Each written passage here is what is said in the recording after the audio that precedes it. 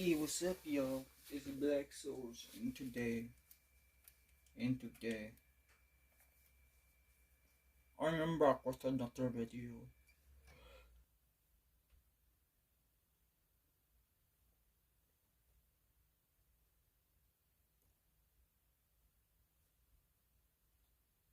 What the fuck?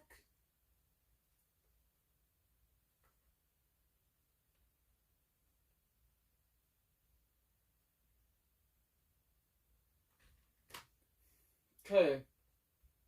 So we got GREYLOCK, we got Liminal, we got Somnium DreamViewer, and also looks like we got the Monument Mythos. I don't know if I'm gonna be able to watch all of those. But alright. Let's kick it off. GREYLOCK. Let's watch some GREYLOCK. Hi. How you doing? You doing good? I hope so. Okay. The GREYLOCK. Well, it's not too long. Well, the last video is 17 minutes, but that's fine. That's fine. What the fuck is that? Is that someone's open wound? Who is that? What is that? And what are they stuffing between that? Is that weed? Is that fucking seaweed? Fuck is that? Fuck is that?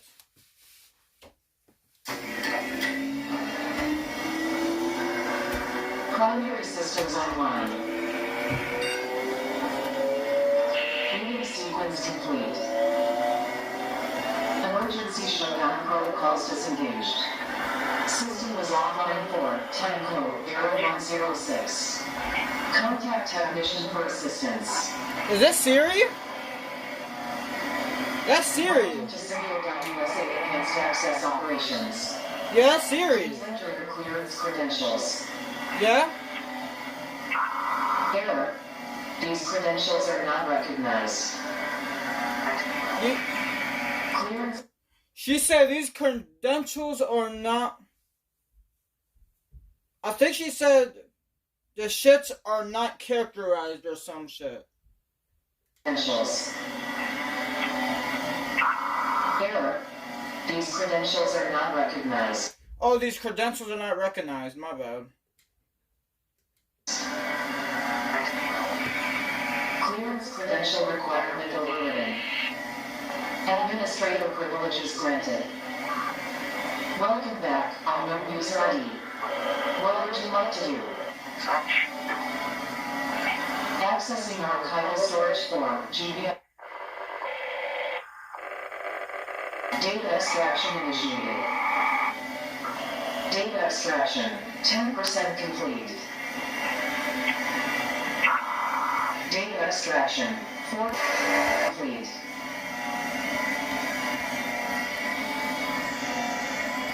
Data extraction 80% complete. Data extraction complete. All data extracted to error mode. Dear believers, when men pursue evil, it is evil that they will find. Mark my words, there is no good that can come from the pursuit of darkness. Let me read to you, dear believer, the words of the late brilliant Charles Spurgeon, who discussed this at length in a sermon all the way back in 1864. He said, quote, "Our adversary, the devil, goes about like a roaring lion, seeking whom he may devour. We are taught by our Lord Jesus to pray, do not lead us into temptation, but deliver us from the evil one. What we are taught to seek or shun, Someone's on fire. we should equally pursue or No, that's a lie. I thought someone's on fire. My fault. should we endeavor to avoid It's this fucking camera quality. seeking to walk This in fucking the path grainy of ass shit. obedience, so that we When- may never Bruh. be guilty. Where the fuck is this camera from? Did this man buy it from fucking... This man get a 1995 camera? From fucking Best Buy? The fuck is going on? Tempting the devil to tempt us. We are not to enter the thicket in search of the lion. We may pay dig. What? Why did it just cut off like that?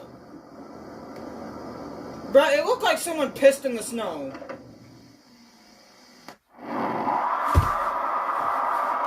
What the fuck? I jumped a little bit from that.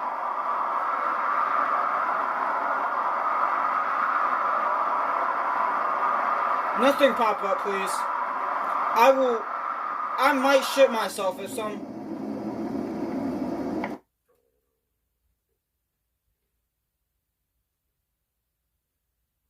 How much blood does that person got?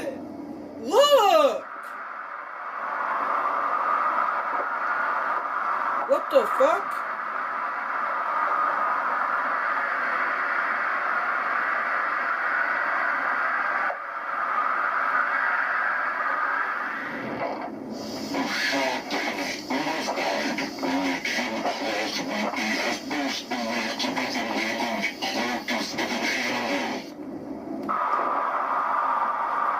Damn!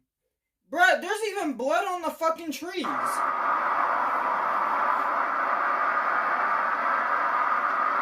Not that one, apparently.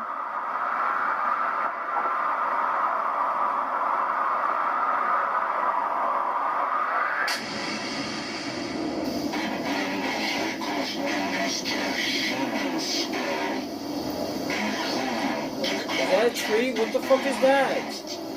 That is a tree. Why did it become all red and shit? Who the fuck was that? Nah. Nah. Hold the fuck on. Nah, we not doing that, bro. What the fuck was that? I need to see what that was. I don't know if that was just a light or what that was.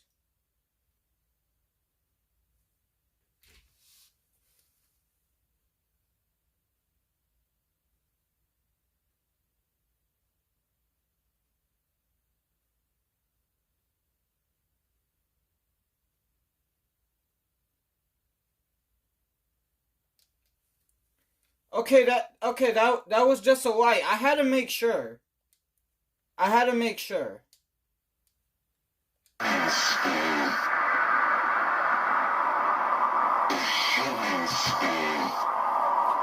Bro, I am scared. I got fucking chills.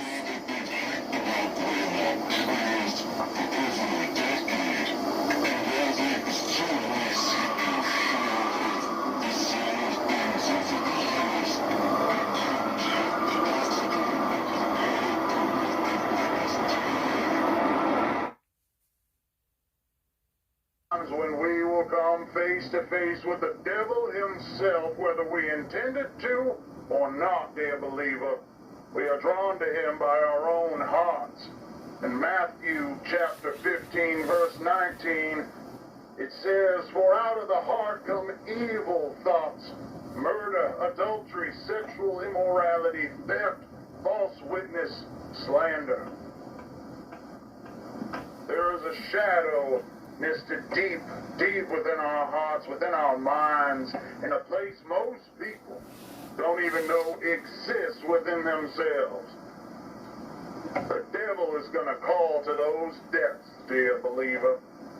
And though you may tremble before the beast, you should make it easier on yourself and accept what it is that he bestows upon you.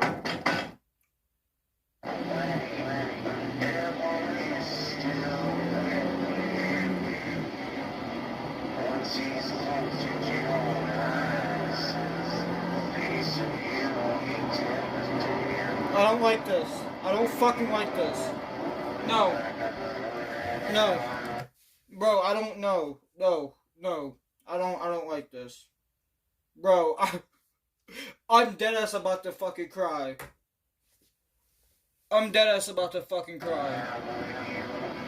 These fucking noises and shit.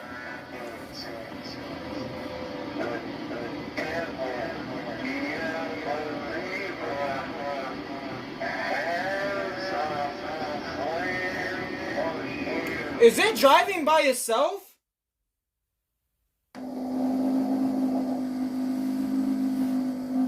Let's do it. Greetings and welcome to the Pretty Good protocols and orientation video system provided by Unit 13 as part of the United States Army and Project Stargate, created in partnership with Somnium USA. On behalf of all of us here at Unit 13, congratulations on your selection as one of our testing candidates. You likely have a lot of questions, and this video is designed to answer them all. First, let's go over some background information to provide you with the crucial context you'll need for a full understanding of what it is we're doing at Unit 13. We are sure you've heard plenty of rumors surrounding what it is that we do, but we are willing to bet that most everything you've heard is wrong. Being a highly confidential part of Project Stargate, which you've already been briefed on, Unit 13 studies a revolutionary and promising area of parapsychology, thought forms. If you're unfamiliar with what thought forms are, that's okay. You're in the majority. So, what are thought forms? Through the ages, occultists and spiritualists, Tibetan monks to theosophists, have exercised the creation of what is sometimes referred to as a tulpa, otherwise known as a thought form. A thought form is the manifestation of a person's will, emotion, or other deeply psychologically energized state into a semi-physical form, existing as not only an extension of the person, but as its own independent and sentient entity.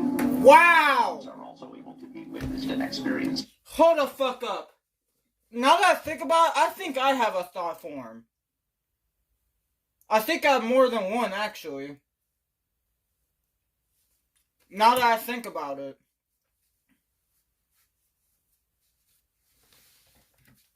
By third parties and are not limited solely to the person who developed them. Thought forms have been formed to serve as familiars, companions, or even friends to those who conjure them. According to key literature, thought forms can be intentionally formed by a single person or multiple people.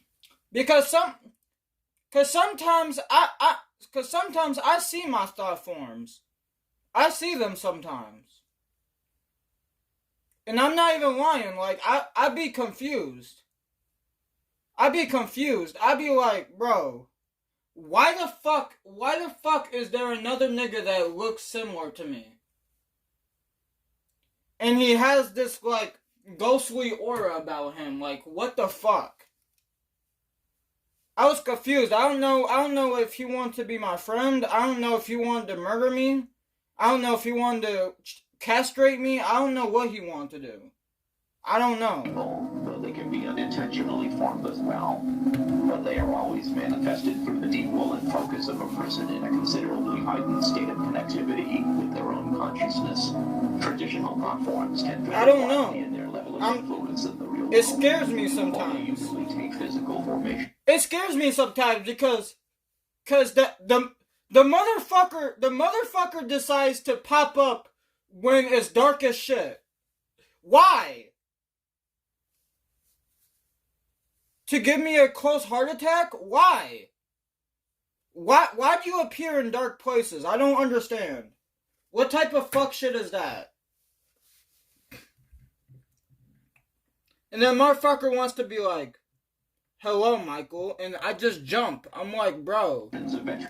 I'm like, who are you? And then I look and the nigga looks similar to me. Like, we almost look identical. Like, the shit is insane. The earliest stages are more apparitional in nature, with brief manifestations. I don't know if any of y'all will be able to see it. Or a ghost. At this phase, thought forms. That's what I was asking. It has like a ghostly aura about him. I don't know if it's a ghost or what. But I'm starting to think that it's a thought form, because how the fuck could it be a ghost? How could it be a ghost? I don't understand. Ghosts are very similar in a number of ways. Individuals can make contact with them through communication devices, such as a Ouija board or through EVP sessions, while the thought form may respond through moving objects, manipulating electronics, or even speaking words and short phrases. Due to their similarities, a current theory established by Unit 13... No, I don't like this. No. I'm sorry I keep on pausing it. I don't fucking like this. I don't like this. Cause the shit is hitting home.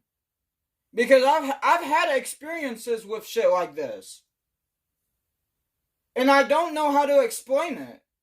Or to phrase it, or to like show proof so people can believe me. I don't know how I would go about doing that. I really don't. Not be as common as we once believed. Rather than a deceased person's energy being left behind after death, it's possible, and indeed likely, that these paranormal entities are actually thought forms that are unintentionally created by those individuals that the deceased has left behind, who spend inordinate amounts of time in deeply emotional states, where their mental capacity is largely occupied by a powerful focus on the departed individual. Oh my fucking god. And another thing. I haven't seen... It wasn't only thought forms I saw of myself. I've seen thought forms of Satan. I've seen thought forms of my dad. I've seen thought forms of of Uncle David. I've seen thought forms of Grandma Betty.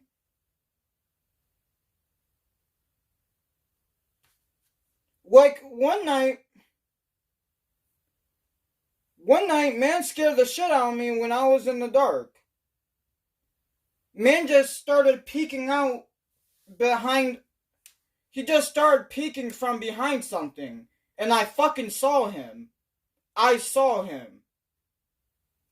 And I was shook. I was like, Dad, what the fuck are you doing here? I thought he was dead. I mean, he is dead, but at the time, I thought he was dead. I'm like, how the fuck can you appear behind some shit and just stare at me? How the fuck do you do that? How, Sway? These are the ideal conditions from which thought forms are born. People may very well create their own ghosts and hauntings. However, as more time and energy is invested into the development of the thought form, they begin to harness more influence on their environment, until eventually exhibiting a semi-permanent physical appearance, and, in due course, becoming as tangible as a living creature. This is where Unit 13's interest comes in. We've sought to answer a very important question. Can thought forms be created in a manner that would benefit American society and help keep American citizens safe? Unfortunately, the practice of intentionally creating a thought form by traditional methods would undoubtedly take years and years of devout mental training. So, Project Stargate has enlisted a world-renowned authority in thought forms, a man named Dr. Bernard Hayes, to oversee a number of the operations related to Unit 13's work. His participation has been invaluable and has brought fruitful results to the project. Due to Unit 13 and Semiodyne USA's combined efforts, bringing together some of the most prestigious minds in the world, specializing in the sciences of the human consciousness, with cutting-edge technology and engineering methods, we've created a groundbreaking, proprietary invention. Introducing the Thought Form Manifester. The Thought Form Manifester is able to create truly independent and self-sustaining thought form entities from the minds of select, willing participants. Being that they come from the deepest recesses of the human mind, thought forms can appear in virtually any configuration. They can look like a person, an object, an animal, or even something as abstract as the physical representation of an emotion. That being said, it's recommended to brace yourself before touring the thought form chambers. Like, listen, I know a little bit about thought forms. I know a little bit about thought forms. Because I've talked to a psychiatrist or a psychologist about shit like this. I even know, I'm pretty sure I even told one of my psychiatrists, like I told them that, I saw someone that was, no longer here anymore. And they're, in the form of a thought form. Or maybe they were a ghost. Or maybe even a demon. I don't know. I couldn't really tell you. Because thought forms can, like he said, they can It can be about, it can have the appearance of an object, a human, an animal, like some sort of light and shit like that. Like, Forms can also take on appearances that could be considered disturbing, like a creature one might see in a childhood nightmare. There's no reason to be afraid, however. All thought forms are docile by nature, and while they may look or behave in a frightening manner, and while they are capable of making physical contact, they pose no threat to humans. Once your session in the thought form manifester is completed, your thought form will be securely transported directly into a containment chamber. Thought forms are unable to pass through the barrier of and will not be capable of causing you any issues. There are some very rare potential side effects that may result from your session. These side effects include increased tiredness, loss of balance, dizziness, insomnia, vomiting, episodes of temporary amnesia, and mild hallucinations. These side effects, if present, will clear up within 7. bro, I'm scared because now this shit got me thinking. What was it just a hallucination, or did that shit really happen to me? I don't know. It could have been a hallucination. It could have been. Like, you never know with this type of shit. You never know. There could be a possibility of that. Hours of your session and are simply signs of your brain recalibrating to the real world. It is recommended you refrain from driving or operating heavy machinery for 72 hours after your session, even if you experience no side effects. None of these side effects should cause you any harm or overt stress, and former testing candidates who have experienced these side effects reported that they were very mild and merely a transient inconvenience. With all that out of the way, we are looking forward to your participation with Unit 13, and your time in the thought form manifester has been scheduled. However, there are several required mind exercises as a part of this video system that must be completed prior to your scheduled date in order to prime your consciousness and ensure the highest quality results. Please enter the video cassette labeled TF2, Waking Your Subconscious, now. This is the end of this tape.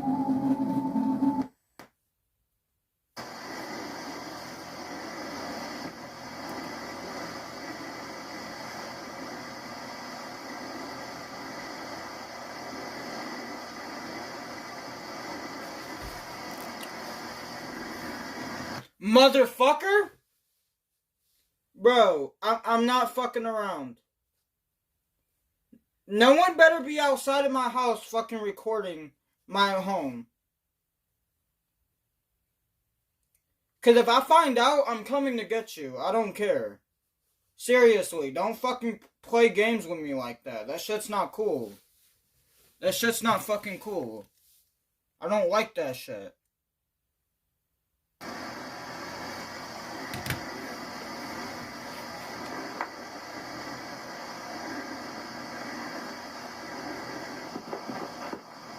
Come on, man. Who is this? Is this an intruder? Who is this supposed to be? Why the fuck were they recording someone's house? Oh no. He's gonna break in.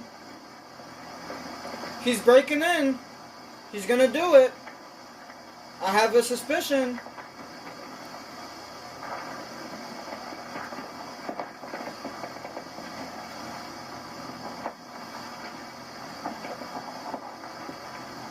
No, stop. Stop. Stop. No.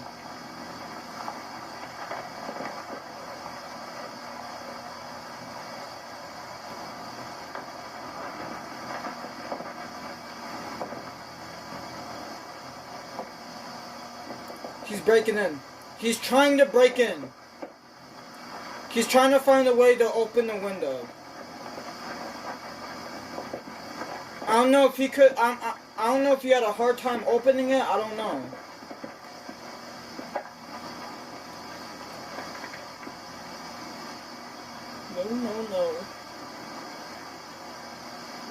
No.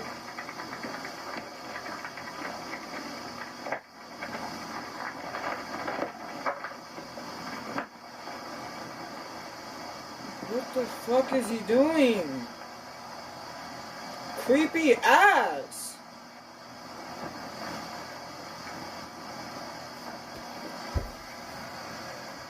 Nah, but y'all, but seriously.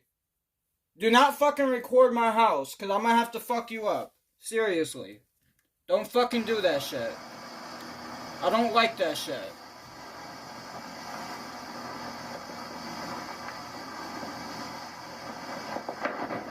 Don't fucking do that shit. That's just not cool. What?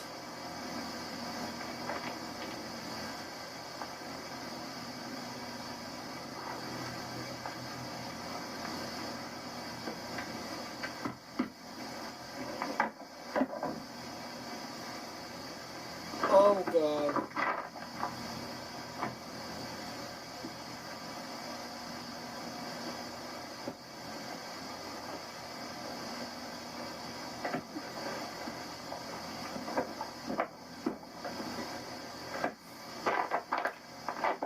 What is wrong with this man? What is wrong with this man? Is he fucking serious right now? Nah, this man's for fucking real. What? Why was there some blood there?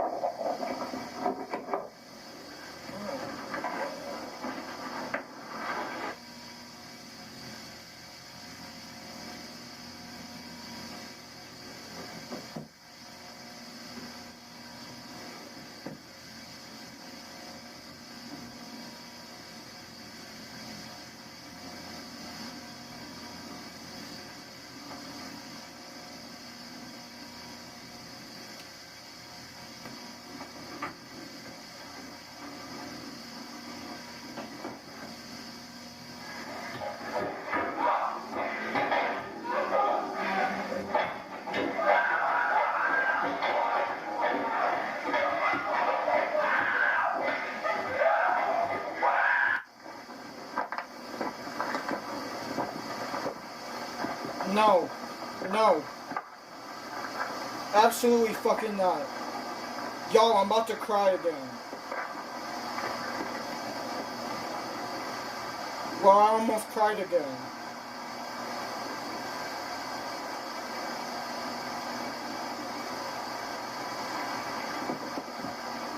What the fuck? What is wrong with this man? Get some help. What the fuck? I'd like to thank my producer, my writers, my director, my friends, and you, the ordinary people who made me what I am today. Next Headroom premieres after moonlighting tomorrow. They just love me.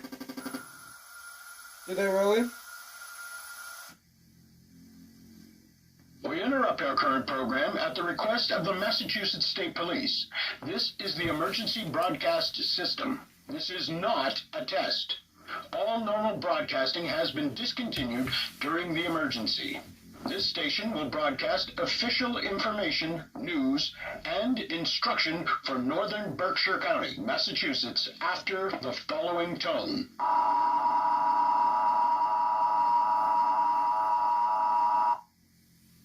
3:34 a.m., Massachusetts State Police confirmed the presence of a potential group of active and unidentified home invaders who have targeted 49 residences since approximately 11:15 p.m. last night.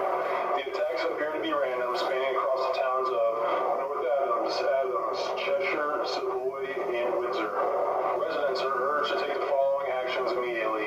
Wake all occupants of your home. Lock all doors and windows. Close all curtains and blinds. I do that shit anyways. What the fuck? Bruh, this is probably why home invaders don't want to come to visit. Because they know what we about. They know. And that's good. Y'all better stay the fuck away. For real. I'm not playing. I don't give a fuck how many people you killed. I don't give a fuck. I really don't care. Do not fucking play with me, bitch. I will fucking kick my foot into your ass. Don't fucking play. In a secure area of your home where multiple exits are available to prevent yourself from being harmed. Additionally, don't fucking play. This shit ain't a game, bro. It's really not. I take this shit seriously. I'm not fucking with it. Active threat to you or your family, and you are unable to escape safely. If you are currently away from home, we are urging you not to return home at this time. Shelter in place where you are. If you are currently not in a secure area or in a vehicle, immediately head to your closest 7-Mart. Each 7-Mart location is currently being used as a safe area and has police stationed for your protection. Remain in your secure area until the threat has been resolved. Police are currently unable to determine a physical description of any of the assailants involved in these attacks. It is strongly advised you do not open your home to anyone you do not intimately recognize. Do not attempt to search for or engage with any suspects. The suspects are considered armed and extremely dangerous. Do not leave your secure area unless necessary. This is for your safety. Law enforcement will be armed and patrolling your area. Interfering with this investigation could result in lethal force being inadvertent.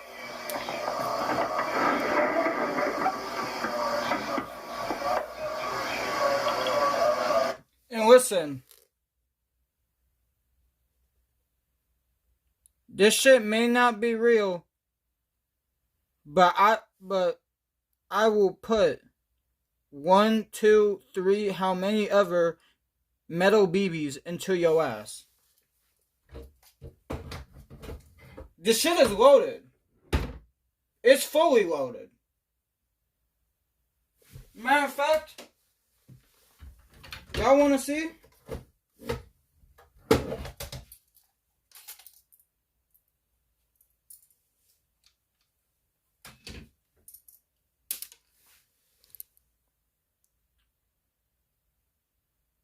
Don't fuck around.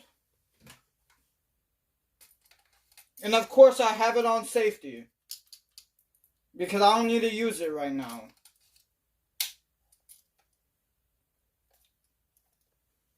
But if you see,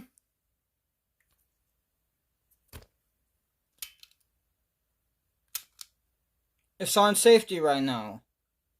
If I go like that, it's on fire. But it's on safety.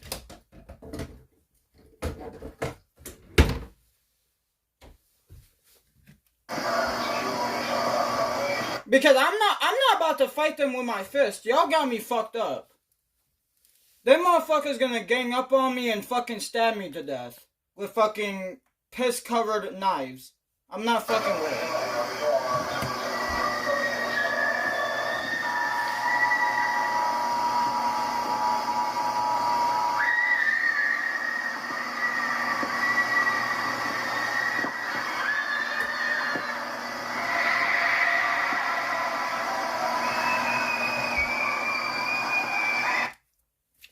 And yeah, one bullet may not be enough, but I will shoot every single one of them motherfuckers in their eyeball. More than once. I'm gonna shoot that bitch until they can't see out of that shit no more.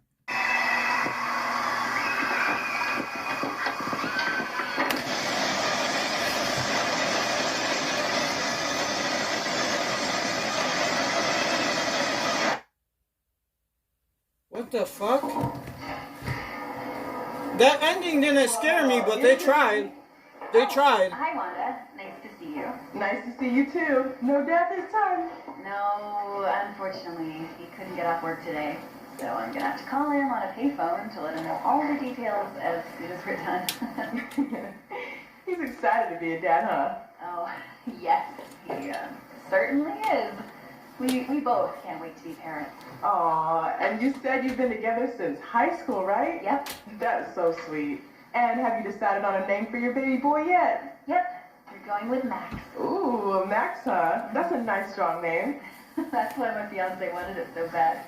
He says it'll help make him strong right off the bat. That's a pretty good way of thinking about it. So let's see how strong little Max is so you can hurry up and make that call. Yes, please.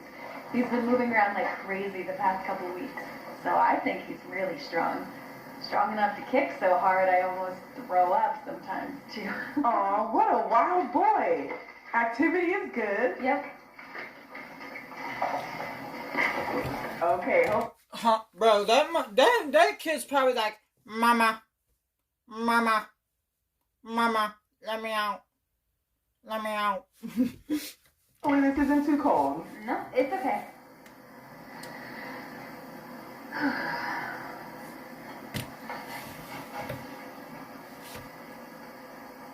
There he is. He's definitely a growing boy, that's for sure. And you're both looking really good. Oh, I love hearing that. Let's get some measurements to see exactly how much he's grown. No, not the fucking baby. What was that? I don't know. I've never seen that before. Maybe something to do with the power. Oh, okay.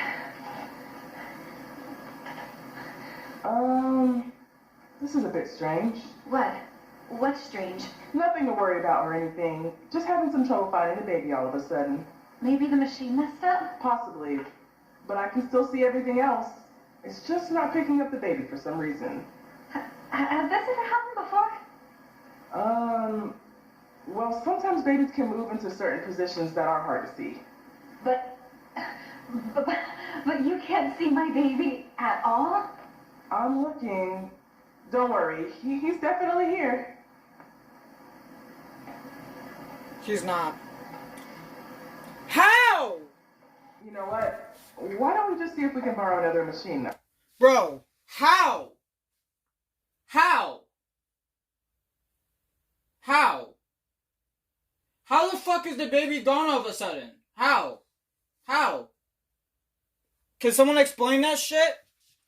The baby was in her stomach and now it's gone. How?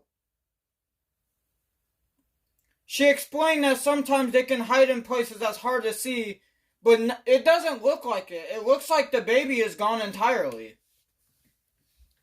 But I still see movement and shit. And like the rippling and shit, so I don't know. There has to be something wrong with this one. I'll be right back. Okay.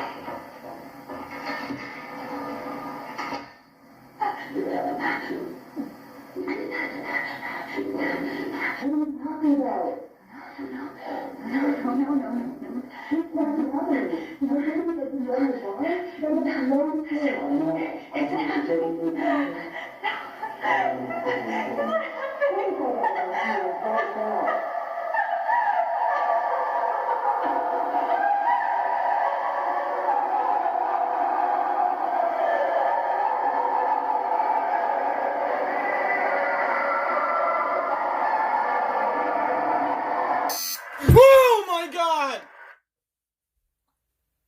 Humanity has fought tirelessly past through a great many trials of intellect and fortitude to achieve one singular goal. A goal that countless men have withered away and dying in pursuit of, leaving their towers of work behind, to be climbed by coming generations. Higher and higher they ascend, so we will at last reach the one called God. And there, on this apex of infinite knowledge and power, we will approach and look him in the eye as an equal.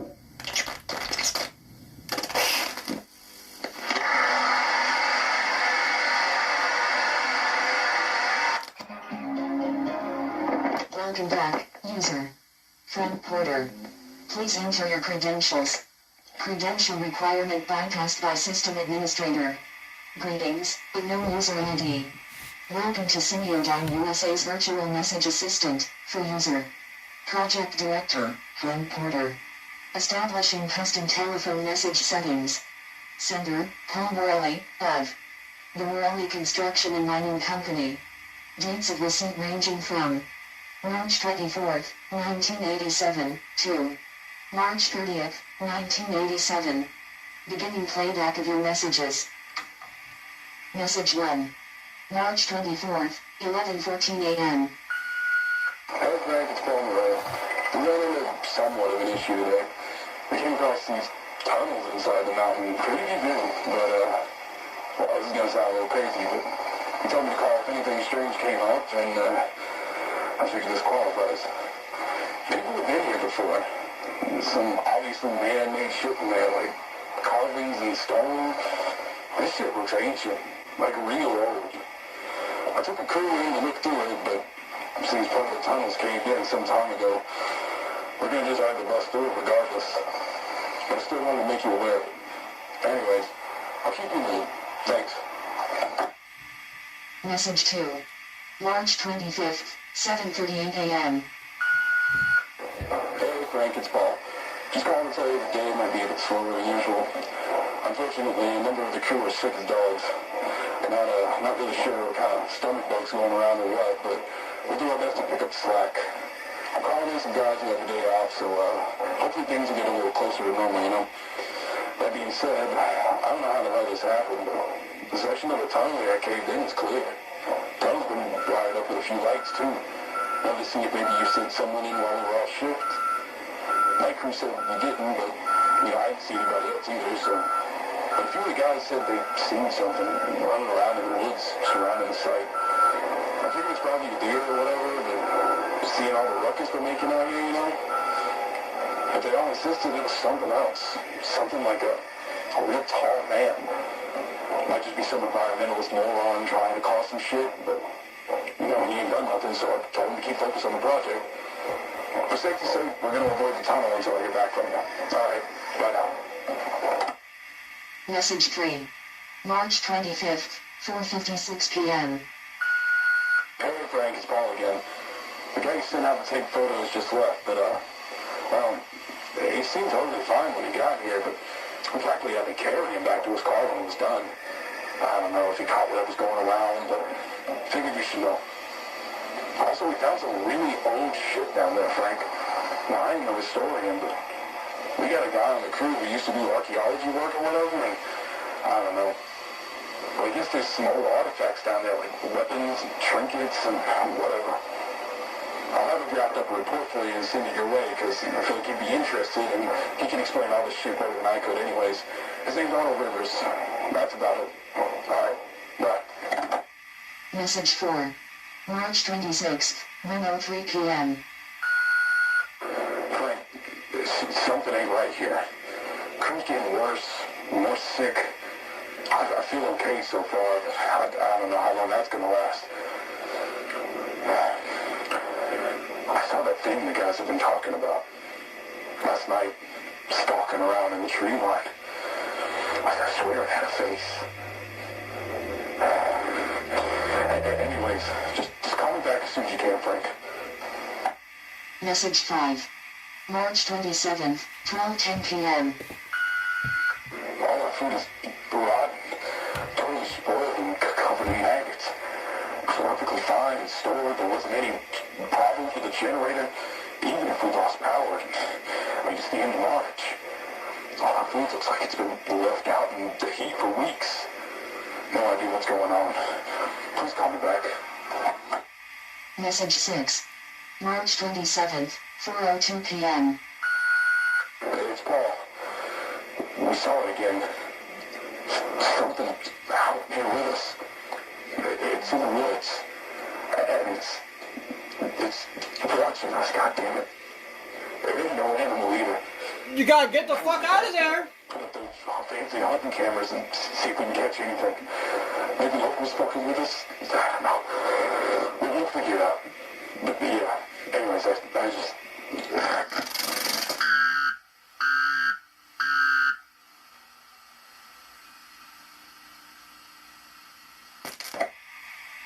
Message 7.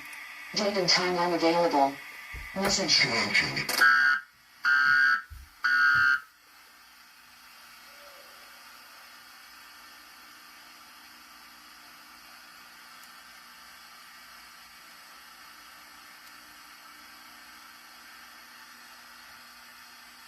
What the fuck? Message 8. March 29th. That's crazy. They got hunting cams? 10:13 p.m. What type of shit? Frank, it's Paul. Holy shit, well, one of the crew here is sick now, and they're sort of like unresponsive. We tried emergency contacts for them, but and now they just keep ringing. The phones, they just kept ringing and ringing and ringing. Nobody picked up from any number we tried. Nobody picked up. No answer machines either. Made a call to the hospital, and same thing. Just ringing. Just tried 911, still nothing. I figured the phones were fucked up, but the machine actually picked up.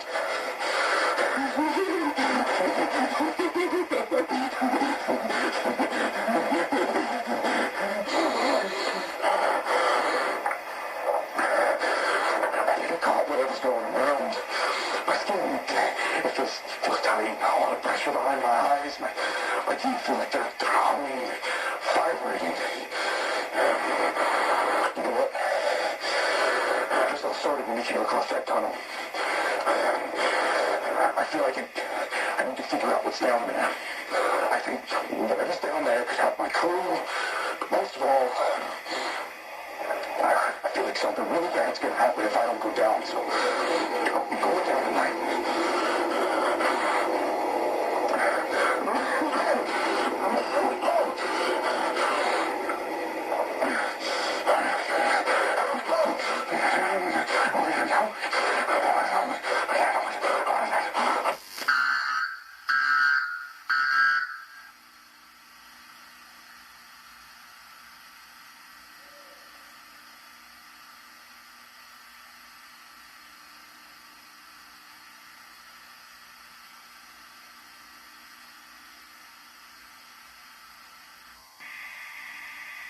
Message 9. March 30th, time unavailable.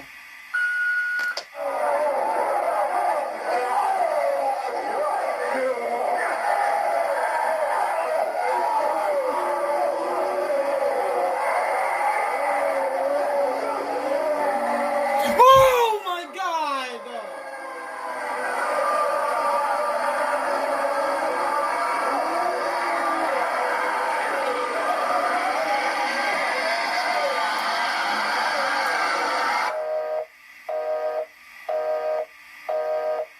This is Liminal. Other messages.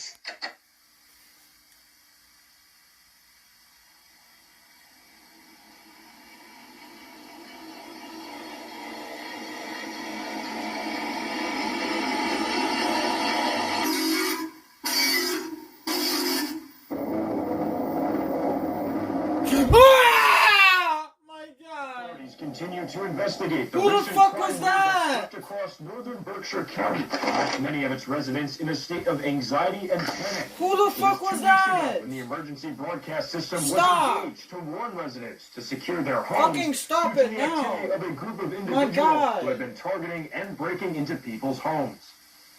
Authorities have since confirmed that the attacks were, in fact, part of an organized criminal effort and have been attributed to a local anti-American militia group operating out of western Massachusetts called... Police have made numerous arrests in connection to... Due to the continued efforts of law enforcement, life has been able to return back to normal. Back to normal. Back to normal. To normal. To normal. To normal.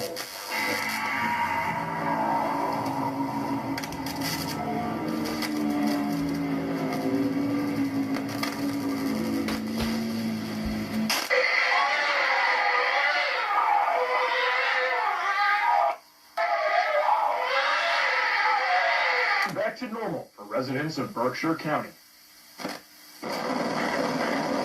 Oh my fucking god! Chill out! Well, that broadcast went completely tits up, didn't it? I've been getting chewed out by our asshole CIA liaison for the past 2 hours. What the fuck happened? We're looking into it, sir, but we experienced new issues with the broadcasting on the end, so our engineers believe that the signal was hijacked before even reaching the transmitter, but once we started receiving phone calls from viewers, we switched to a backup transmitter. Shit, I got a question.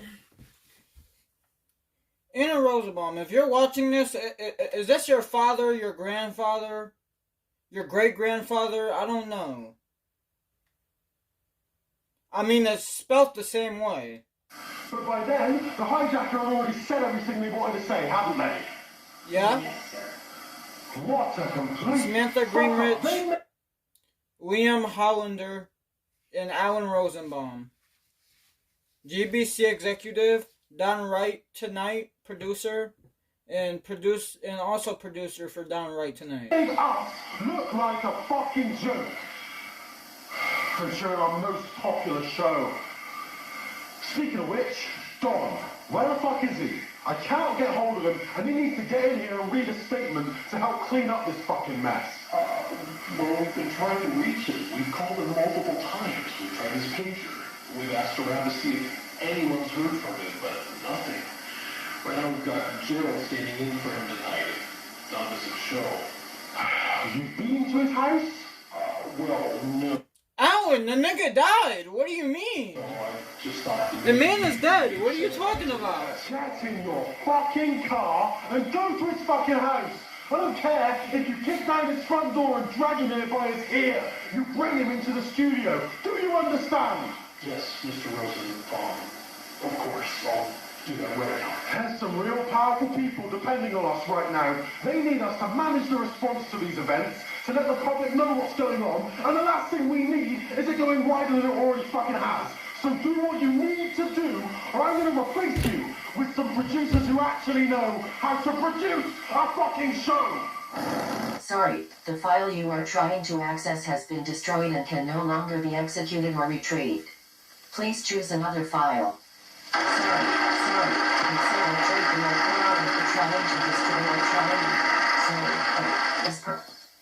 Warning, anomalous file detected. This file should not exist.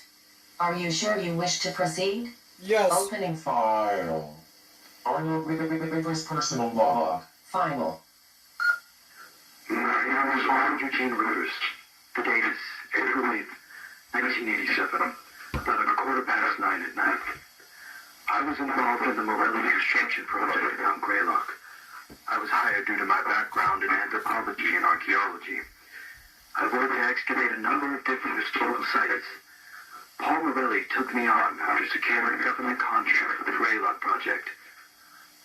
I'm recording this because I believe my life is in danger. It is in danger. I likely don't have a lot of time left, so I need to leave some kind of record of my findings. On March 24th, our crew came across tunnels in the mountain that had a multitude of ancient markings and artifacts. On March 25th, Paul cleared the interior of the mountain and asked me, accompanied by a small crew, to look through the tunnels and record notes on what I was able to recognize. I was then to report to one of the project directors, named Frank Porter, to offer my perspective on our findings. I kept this to myself at the time, but what we discovered in that mountain was not normal. Not only did I see the impact it was having on the crew, but certain aspects of my findings did not make any sense. Many of the artifacts were pre-colonial. Some were from Native American tribes, but there were other artifacts, some Mesoamerican, and others were shockingly Clovis in nature. Finding Clovis artifacts here means that people have been coming to Mount Greylock since at least 11,000 BCE, but that's not all, no. There are artifacts I found that could potentially be from even earlier, Paleo-American cultures that we have yet to even begin studying. Then, there were artifacts and writings left by the cultures that were pre-Columbian in nature. Transoceanic contacts prior to Columbus reaching the Americas has always been largely a theory, but the artifacts in this mountain, they prove it. Ancient Chinese, Arabic, Indian, Roman, Spanish, Viking, even ancient Greek and Egyptian. I'm finding that they alone would change world history as we know it today. I'll admit, the anthropologist in me was thrilled. I couldn't believe what I was seeing. I figured it had to be a hoax, but I'm confident that it's all authentic. But my excitement was soon overwhelming fear and anxiety. How could such a place be so important to so many cultures for so long? There must be something immense here. Whatever it was, well, that's why I left the project. The tunnels all connected to a series of chambers deep into the interior of the mountain. That's where the majority of the relics were found.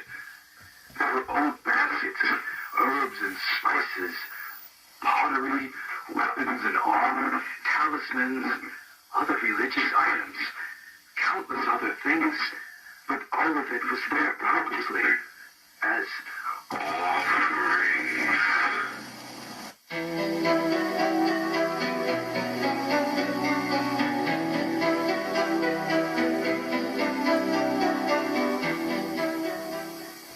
It was billions of years ago, when our planet was still mostly fire and rock, that a Mars-sized planet that had been drifting through our solar system collided directly with the Earth.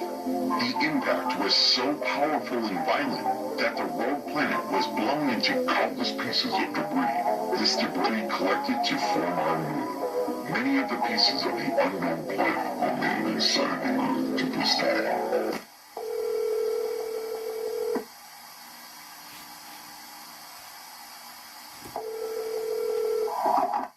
Police Department Dispatcher Carey speaking. Carey? Yes, I'm calling to report a break-in at my coworker's house. What is your name, sir? My name is Liam Hollander. Okay, Liam, you said this was your coworker's house. What is your coworker's address? It's on Parker Hill Road in Adams, number 491. 491 Parker Hill Road. Is that right? Yes. Okay. Can you tell me, is anybody hurt?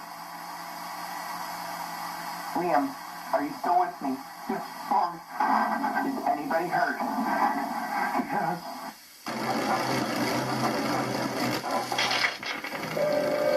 Oh my fucking god! Then I witnessed many altars constructed out of the mountain stone, along with evidence of mass animal and human sacrifice, and the carvings in the walls of these sacrificial chambers. Hold the fuck up. Okay. So this is what I'm understanding. So at first they used some called a thought form. They were talking about thought forms, and then that thought form turned into a project on it, which they end up making a fucking thought form manifester. And that manifester trapped the thought form in there. But there are some side effects like mild hallucinations, fucking amnesia, headaches, dizziness, stuff like that. And then there's these groups of people who breaks into people's houses, murders or does whatever to them, and then they end up sacrificing him in these woods. Well, in these mountains. That's what I feel like. That's what I'm getting from this. I feel that's what I'm getting from this. A familiar symbol, and it made me sick to even look at them. Let me be clear. I am not, nor have I ever been, a religious man. But there's something in that mountain. Something people of countless cultures over the history of our planet have been worshipping, but I don't know why. But I could feel it. Whatever's down there, I could feel it. It was like being trapped in a fever dream. I swear I could hear a voice, and even felt compelled to go further, to speak to whatever's down there. I don't know. I haven't been right since. I keep hearing this droning in my head, ceaseless, all day and night. I can't sleep, just droning, always droning. But Mr. Porter in my report that the archaeological findings in the mountain are of monumental historical importance. Yeah. And there's certainly more to be discovered. Yeah. And I recommended discontinuing construction there. But it's not as though I have any authority over this project. I fully expected to be ignored. Mr. Porter called me on the evening of March 28th, and we spoke on the phone briefly. It was as I thought. He disregarded my concerns. I informed him that I wasn't going to return to the site.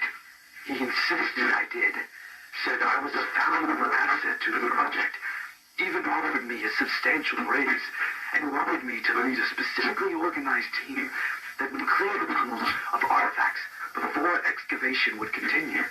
I, quote unquote, could be responsible for the biggest historical finding of all time, he said. I refuse again. I won't put a price on my sanity or my health, especially after seeing what was happening to the crew. Now loading. Morale Greylock Event, Group C, Survivor Data. Profile for Patient B3590. Watford, Thomas. Formations. Notes. Communicative. Patient prone to spontaneous violent outbursts. Treatment of heavy sedation recommended. Only communicate while patient is restrained or via intercom. Now loading. Profile for patient B9231. Washington, Samuel. Formations. Oh my! Communicative. Patient suffers from constant state of severe paranoia and delusions, resulting in unpredictable violent outbursts. Standard treatment ineffective. High-dose xylazine is recommended. Only communicate while patient is restrained or via intercom. Now loading. Profile for patient B6670. Herrera, Ramon. Formations.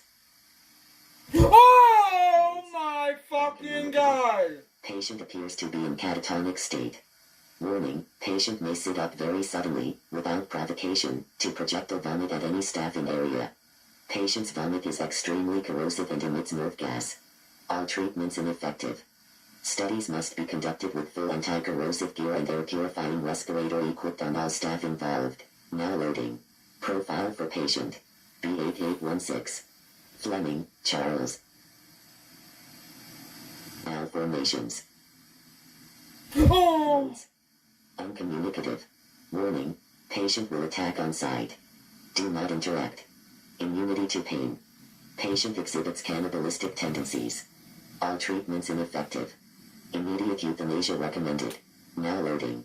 Profile for patient B4041. Oakhurst, Scott. Formations. Notes. Communicative. Communicate with caution. Warning, patient actively pretends to be benevolent and friendly. Strong homicidal and cannibalistic tendencies. Killed and partially consumed 6 staff members on April 6, 87. Patient laughed hysterically during the attack. All treatments ineffective. Immediate euthanasia or permanent restraint for further study recommended. Now loading. Profile for patient B7992. Kowalski, Edward. Formations. Notes. Communicative. Hazardous. Warning, patient possesses inhuman power of suggestion and influence over others. Do not interact. All treatments ineffective. Immediate euthanasia recommended. Now loading. Profile for patient B1584. Rafferty, John. Formations. Notes. Uncommunicative. Hazardous. Patient appears to be deceased. No vital signs. Patient's body not decomposing. Warning, staff have become ill after even brief time spent in patient's room. Illness disregards protective suiting. Immediate quarantine required for all victims. Mortality rate post-exposure currently 92%. Survivor subject to rapid physical and mental malformations. All treatments ineffective. Immediate remote euthanasia recommended. I consider myself incredibly lucky to not be in that condition right now. Oddly, he accepted my second refusal, wished me luck in my future endeavors, but before I could say anything else, he hung up. But it seemed I'd made the right choice. I heard something awful happened up at Mount Greylock, and then simultaneously, there were all of these things that have been happening around the mountain. The home invasions, the dead bodies that fell from the sky over Cheshire, the pregnancy phenomena, so many other unexplainable things. They all must be related, and I've been trying to figure out how. I've connected with a local investigator who's been trying to get to the bottom of this. I've shared with him everything I have, though I feel that I've been being watched. I feel a looming threat that I can't really explain. Would the government really send someone to kill me over this? I feel like I'm paranoid, like I've lost some of my mind. But I came home from the grocery store the other day. To answer your question, bro, nigga, it's the government. Of course they would kill you over this. It's the government, bro.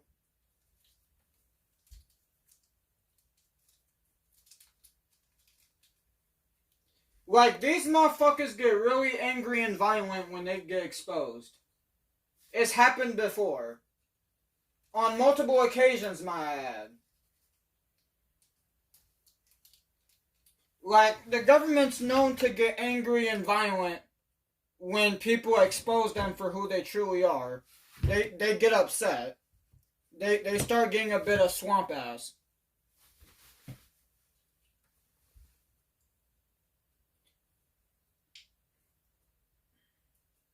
Bro, and can I be honest? Fuck the government, nigga. I don't care. Fuck them. Shit, if I had the opportunity to, I would fucking nuke their whole facility. Seriously. I would fucking blow it up. And watch all their fucking lying, deceiving, fucking worthless corpses just fucking explode into millions of pieces. Fucking pieces of shit. I don't like them motherfuckers. I never have and I never will. Because them motherfuckers are evil. They're straight up evil. These motherfuckers are evil. I don't like these motherfuckers. These niggas are evil. They're not the normal type of evil. What I mean is these motherfuckers are on fucking Richard Ramirez timing. These niggas are on Richard Ramirez timing. I'm not fucking with it.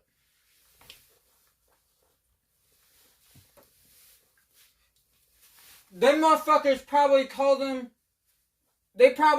them each the Night Stalker with a number in front of it. Motherfuckers are like, here, this is Night Stalker number 1, Night Stalker number 2, Night Stalker number 3, Night Stalker number 4, Night Stalker number 5, and so on. That's probably their code names. They're like, hey, this is Night Stalker number 1 on the line. How can I help you?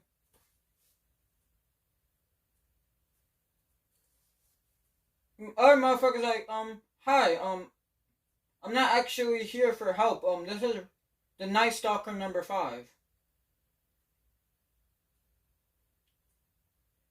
Should we cannibalize and sacrifice some people tonight? Motherfuckers like, hell yeah. Ugly ass.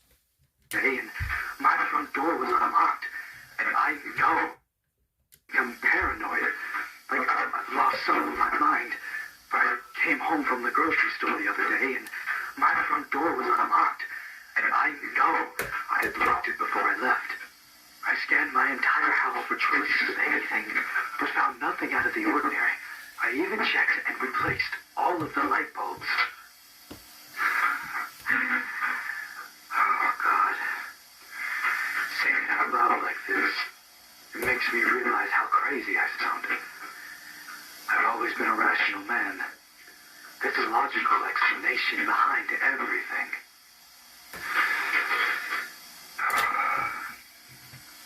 Well, He not lying. There is a logical explanation for everything. There really is, even if you don't think there is. Oh, believe me, there is.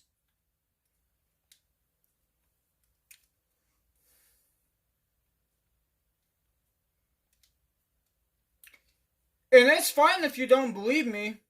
You're just gonna find out for yourself. I'm glad that I put all of this into a recording. Yes. Perhaps that was what I needed to snap me out of this. Honestly, I feel much better just talking about it. Yes! What? Oh my god, that's a basement door. No. You can't go there. Oh, wait, you can't go there. There it is. Thank God. Run! Run while you still can! What? Here, I'm inside my bedroom closet. I'm going to keep the tape recorder running, and I'm hiding in here with my files. If something happens to me, and you find any tapes or files somehow, please bring it to the investigator, Jimmy Malcolm from North Adams. That goes for this video footage as well.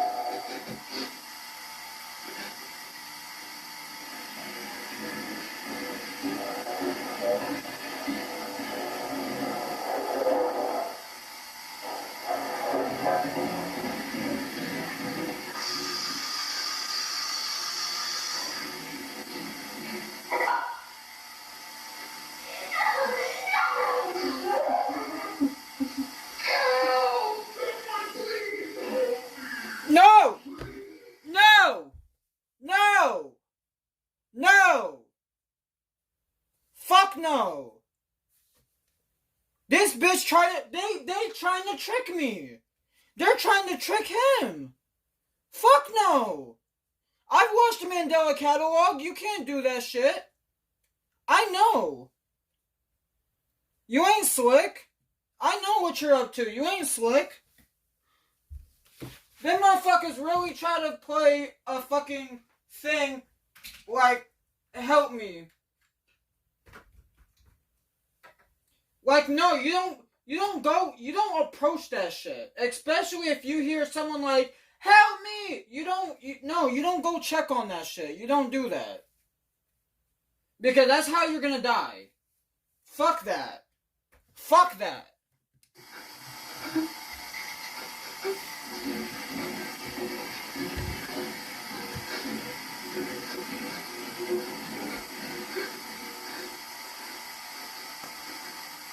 I'm nervous. Was that alternate? Who the fuck was that? Hi.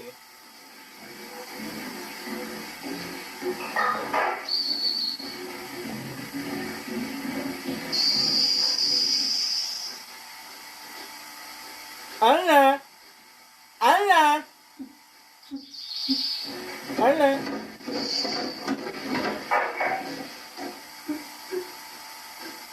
Come on out, it's the police.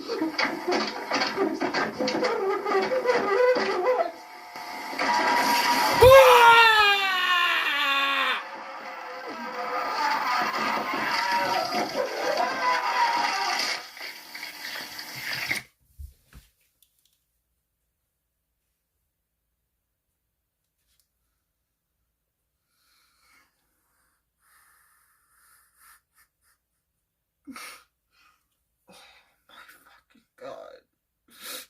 Oh my fucking God. Wow! Wow! Wow!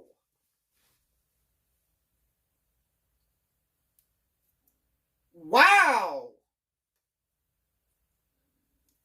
Okay, that scared the fuck out of me. I'm not even gonna lie. I did not expect that bitch to jump at me. Motherfucker was like, hey, it's the police. And then the dude ended up opening the door and jumping right at me. Don't fucking do that shit. That's just not funny. Oh my God, man. My glasses glasses nearly fell off my face from that.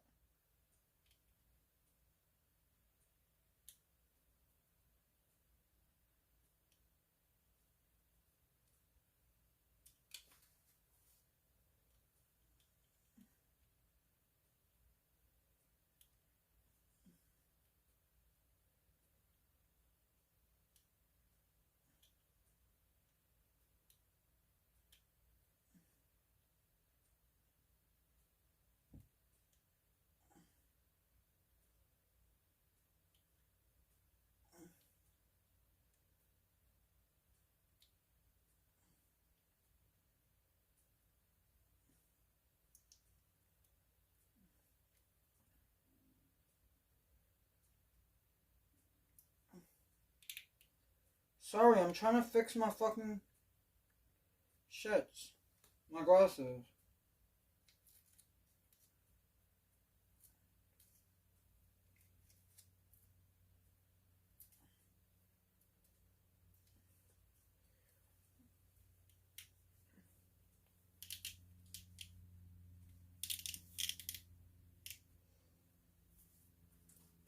And like with them savings, that baby, yes, I've been waiting.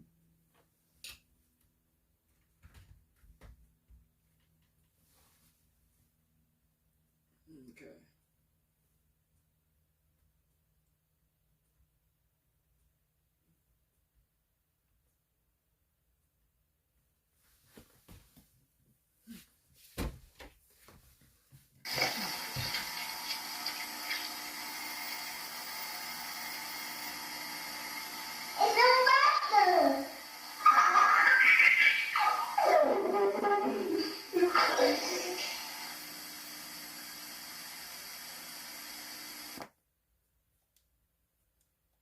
Thank you for that.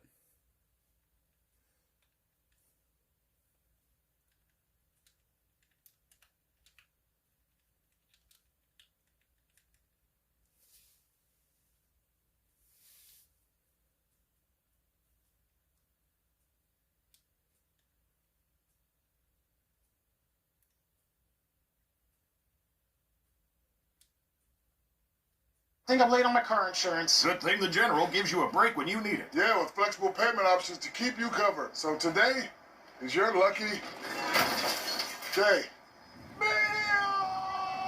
Dang it. For a great low rate, go with the General.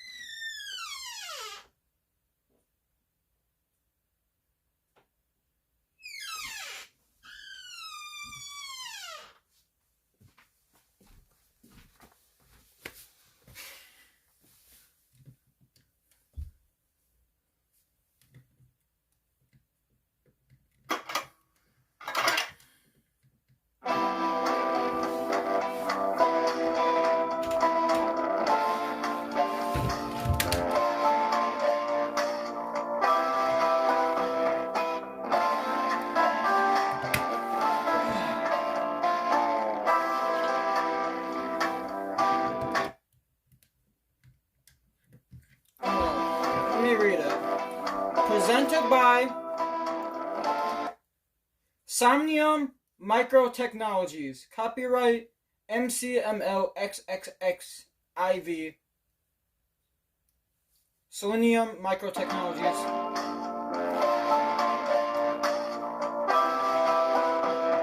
Somnium DreamViewer Product Overview and User Guide. Congratulations on your purchase of the Somnium DreamViewer from Somnium Microtechnologies. You're about to embark on the journey of discovery into the most mysterious realm of all, the world of your dreams. I mean, I agree, that is the most mysterious of all. Because what else is more mysterious than viewing your dreams?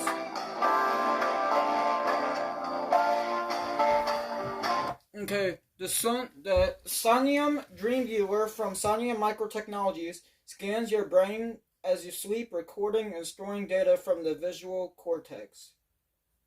Okay.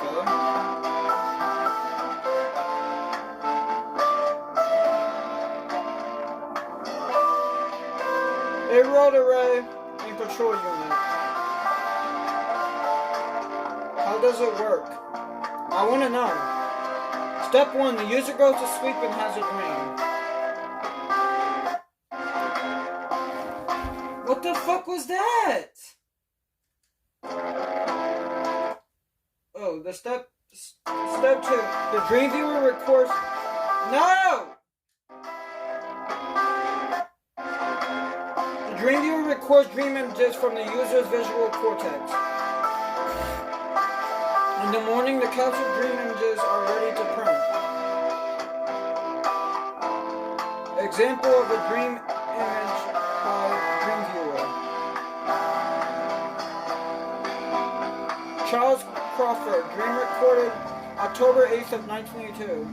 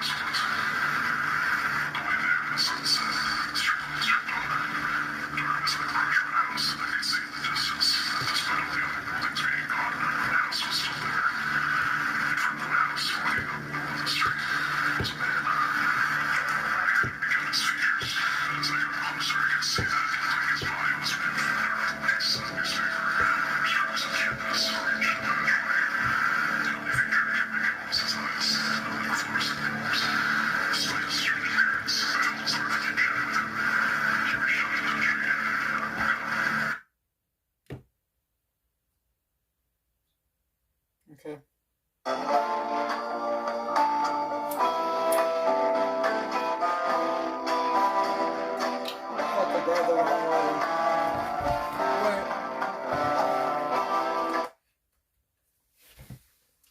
Why do my DreamViewer pictures seem blurry and skewed? Deeper sleep results in clear dream imagery. If your REM cycles are unstable, your DreamViewer images may be affected. Try using supplements or changing your sleep habits in order to get a better night's sleep.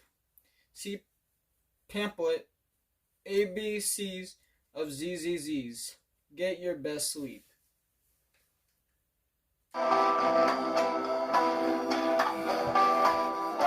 Why do my DreamViewer photos lack color? Okay, color spectra reproduction from the visual cortex and pulses is often not exact. Make sure you're wearing your DreamViewer securely throughout your sleep in order to maintain clear neural impulse readings.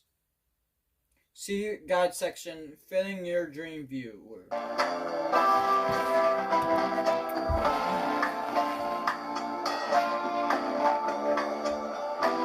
Why do I experience nightmares? Some unpleasant dreams are normal. When experiencing nightmares, it's important to keep in mind that the things you're witnessing are not real. It's all in your head. What the fuck?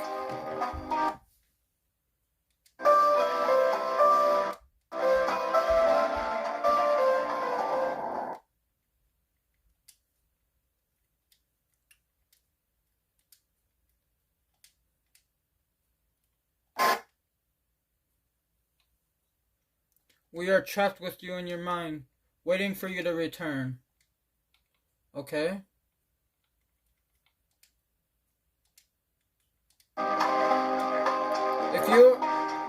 If you are increasing in the frequencies of nightmares, stop using the DreamViewer. If the nightmares does not stop after you cease using the DreamViewer, call 800-DREAMER to speak to a licensed dream physician about dream suppressants. Make sure to call immediately. Thank you. This has been a presentation of Somnium Technologies. Please see supplementary cassettes for additional information. Thank you. attention. If you or a loved one was diagnosed with sleep paralysis, night terrors, waking dream hallucinations, permanent nightmare syndrome, or any nightmare-related disorder, in conjunction with use of the Somnium DreamViewer or other Somnium Microtechnologies products, you may be entitled to financial compensation. The rise of nightmare-related disorders in this country in recent years has only worsened. Use of brain-affecting devices produced by Somnium Microtechnologies may have put you at risk of dreams resulting in fear, despair, anxiety, and panic. In rare...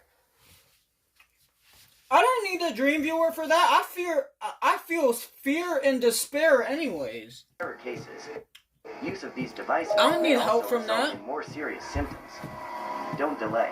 Call the number on your screen now for a free legal consultation and information packet. We know your dreams are important to you. This corruption of minds will not go unpunished. For those currently affected by these nightmares, we urge you to seek help in the form of dream suppressant medication immediately. Easy Doze. Relief from your worst nightmares. Like lost dogs, they found a home. Now the house is theirs. A wound opened that will never be healed. What? Okay. What the fuck is that?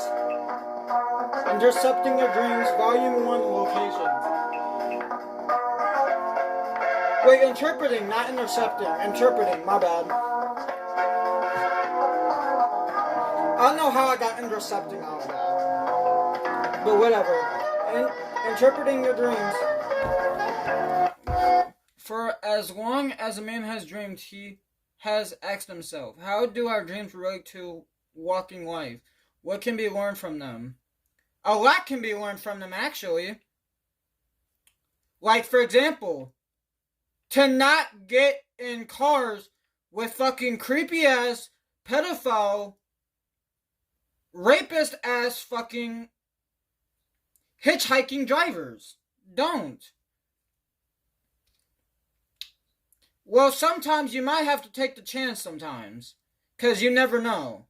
But a lot of the time, you should not be hitchhiking. It's not a good idea. That's how people get raped. That's how people get killed. And that's how people get molested. No. Okay. With this series, we will introduce you to a dream interpretation method developed by Somnium researchers.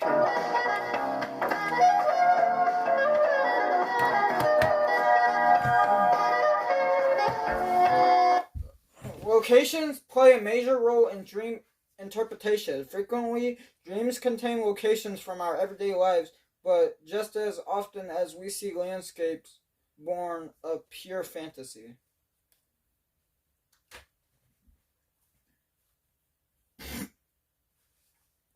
It don't matter that it's not real. The shit's still terrifying.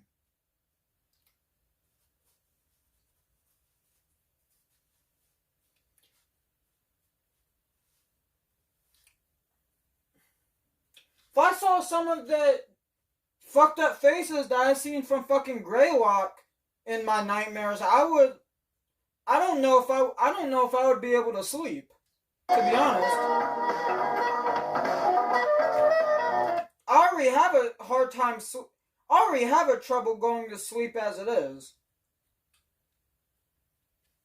Even when I take my meds, that shit still takes like an hour or two to fully kick in. Part 1, common real world locations. And it's like, oh, why can't you just go to bed earlier? I can't do that because I have videos to record. I have content to make.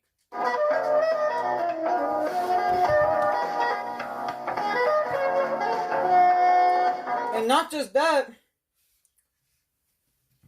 I'm happy that I got Peacock. Because I can watch WWE matches now. I can watch The Undertaker versus Randy rivalry. I don't know why I said rivalry. rivalry? What the fuck is a rivalry? What is that shit? Common real world locations. Home? Alright, in all likelihood, you spend most of your time at home, so it's no wonder you dream about it too. Current and past domiciles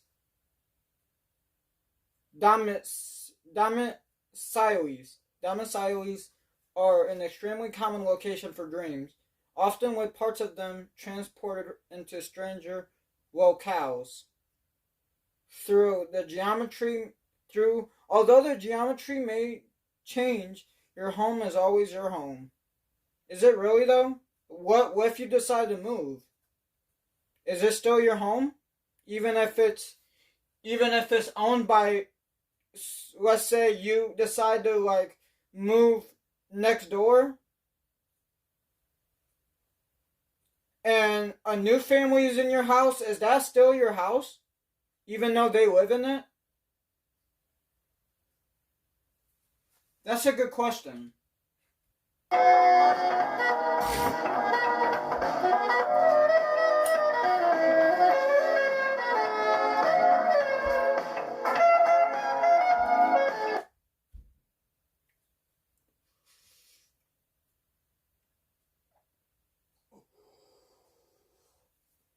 Alright.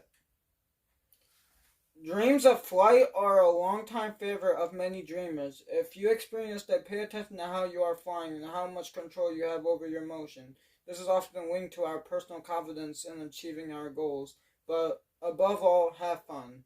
The sky.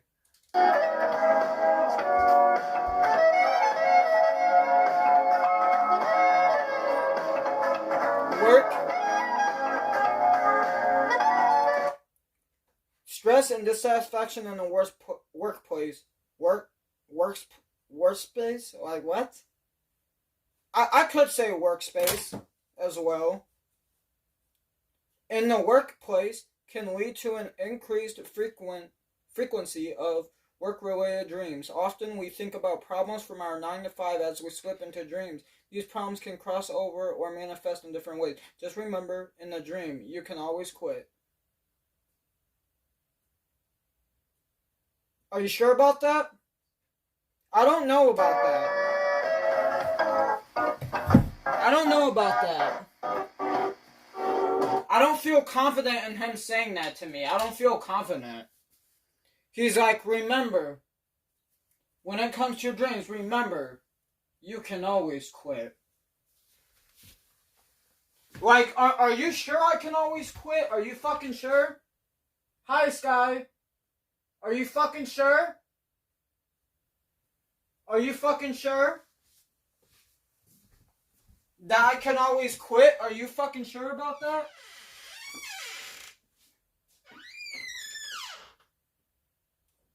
Wait, hold up. I need to use the bathroom. Sorry, I thought I needed a fart, but I guess I need...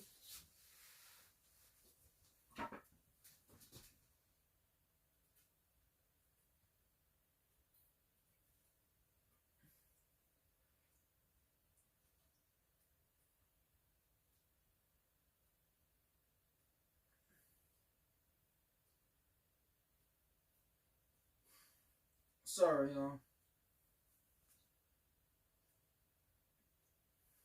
Cause I'm not gonna hold it in. Well, it depends. Like, if I have to hold it in, I'll hold it in, but if I don't have to, then whenever I get the chance to, I'm going to use the restroom.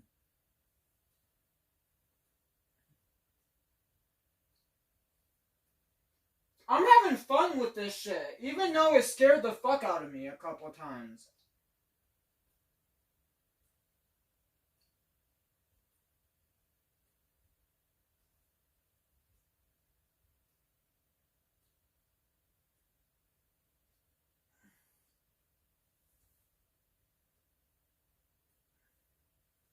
Bruh, and listen, y'all, This is one of the main reasons why I don't fucking go to bed early. This is why I stay up at 5, 6, even 7 o'clock in the morning.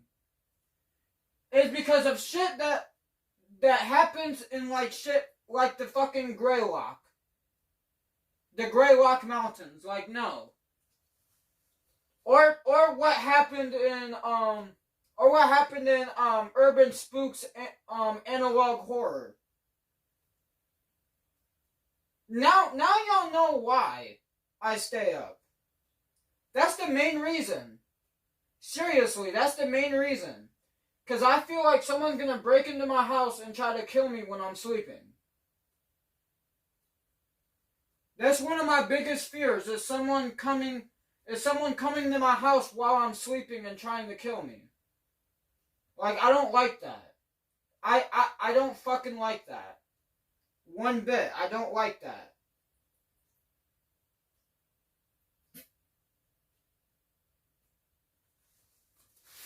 I'm sorry. I don't fucking like that shit. I can't do it. I can't fucking do it. I can't fucking deal with that shit.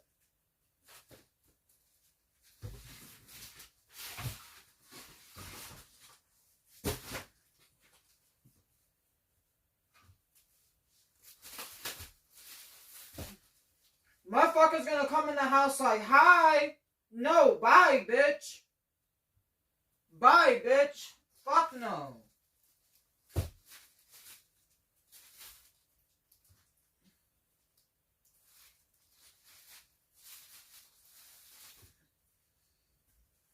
Give you 6 large rolls and 3 small rolls.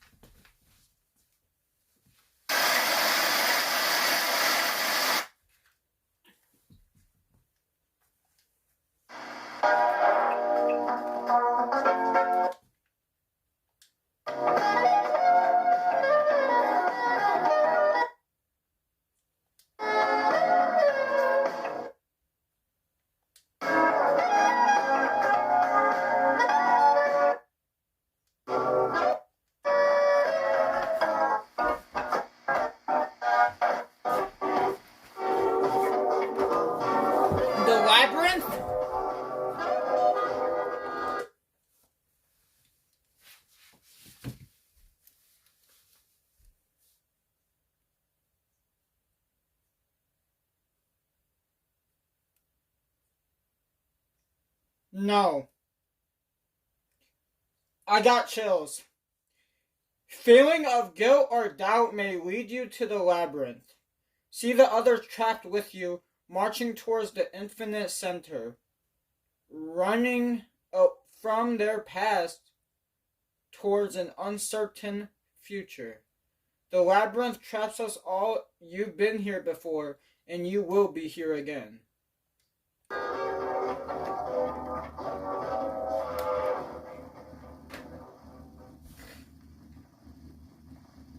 Hi!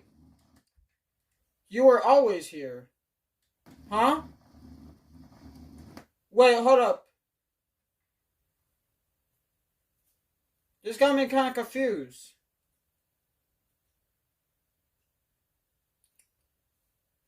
Why is the labyrinth filled into a fucking into the body of what looks like to be a human? The labyrinth exists within us all. Forgetting is a quiet comfort. You will be what?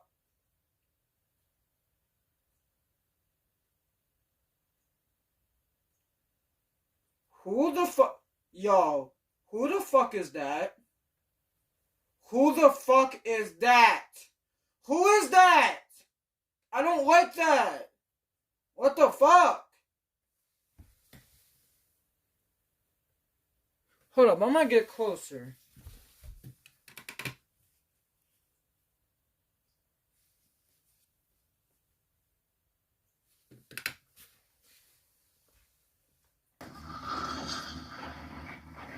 Whoa. Why does the text gotta go so fast? Slow down. Holy shit, slow down. Wait, hold up, I seen something.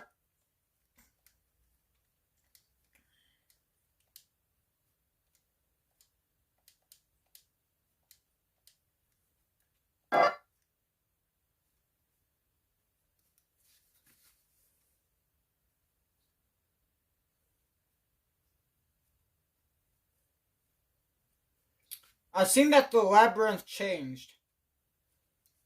I want to see what it decides to say.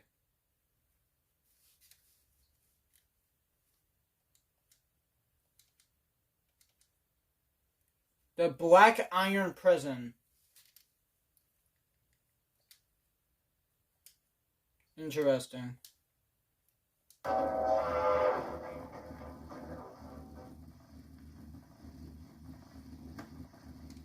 You were always here. Comforting others on the path is discouraged. Why? Wow. So we can't help people? You bogus as hell. Fuck you, Labyrinth. Fuck you. You bogus as hell. The labyrinth exists within us all. Forgetting is a quiet comfort. Is it really?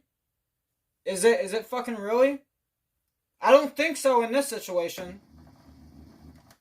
You'll be washed from above always. Time is a solid mass of iron. Your house is the center point. Place your palms to the cold metal. Sickness is your way of life. No, it's not. No, the fuck it's not. No, it's not.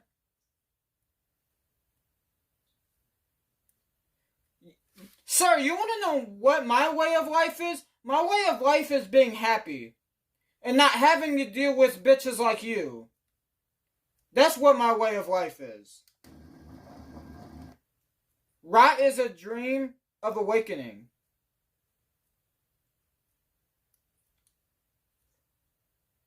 But how the fuck can you awaken if you're rotting? What?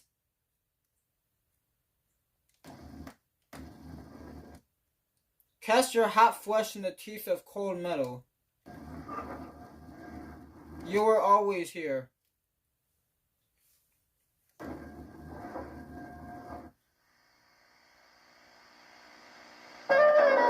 School?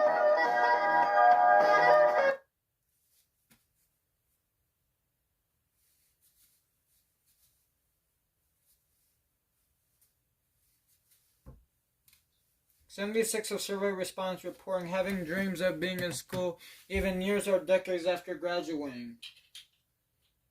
As high school is a formative time, stress and emotions from that experience often imprint themselves on the deepest parts of the psyche. Don't worry though, those tests you didn't study for aren't real." I'm getting mixed signals here.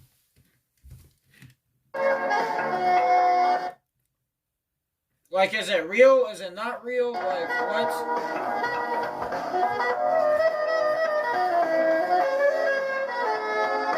Thank you for coming on this journey of dream interpretation with us. Stay tuned for more resources to guide you on your journey of introspection and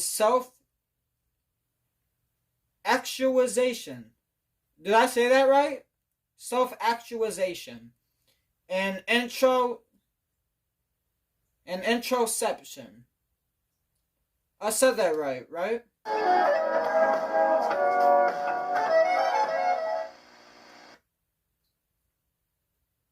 These used cars look the same, but Carfax can show how damage history affects the value. Your damage has always been visible. We're twins. Stop overpaying. Aww.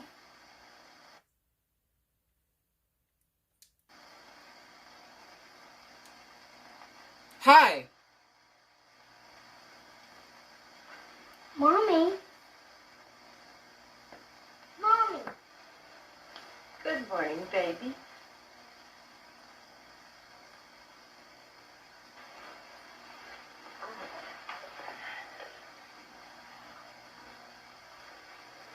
Mommy, I had a bad dream last night. Oh, baby. Daddy's still asleep.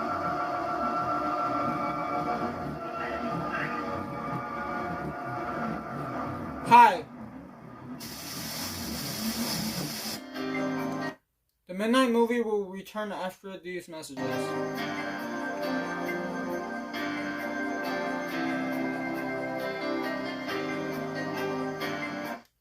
What the fuck is that? I know what the FBI is. What the fuck is that FBMI? What is that?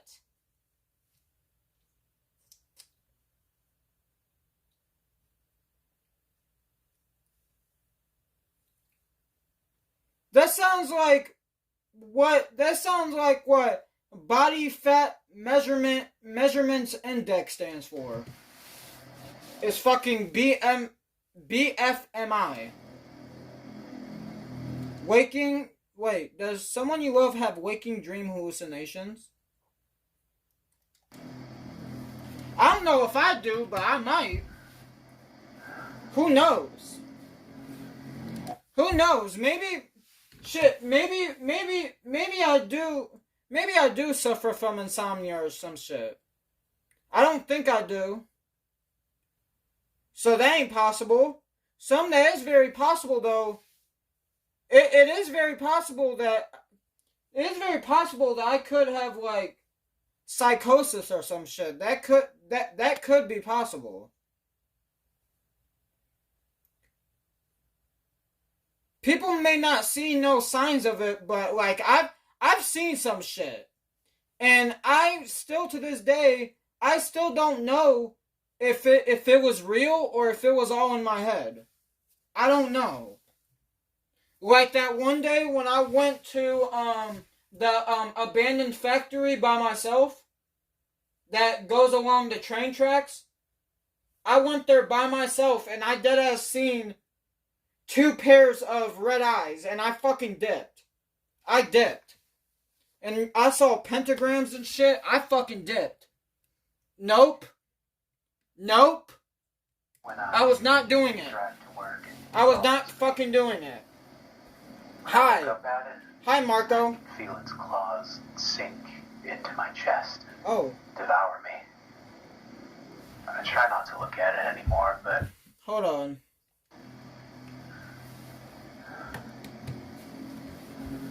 When I drive to work, it follows me. When I look up at it, I can feel its claws sink into my chest and devour me. I try not to look at it anymore, but I know it's there. I can hear its wings beating even over the engine of my car. I can feel it staring at me through my apartment walls.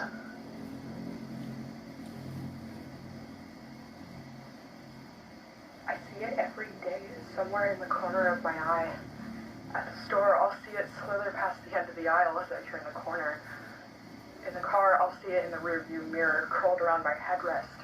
At home, I'll hear its scaly belly dragging along my roof just feet above my bed. From your bed? Oh my god! Hi! My husband tries to get me to open the front door sometimes. Why? He'll be home from work, bringing back groceries, or trying to see the kids again. He'll scream, cry, plead, even fly into a rage when I don't answer him for hours. I don't look through the peephole anymore. I know it's not him. I buried him last year. Oh my fucking god.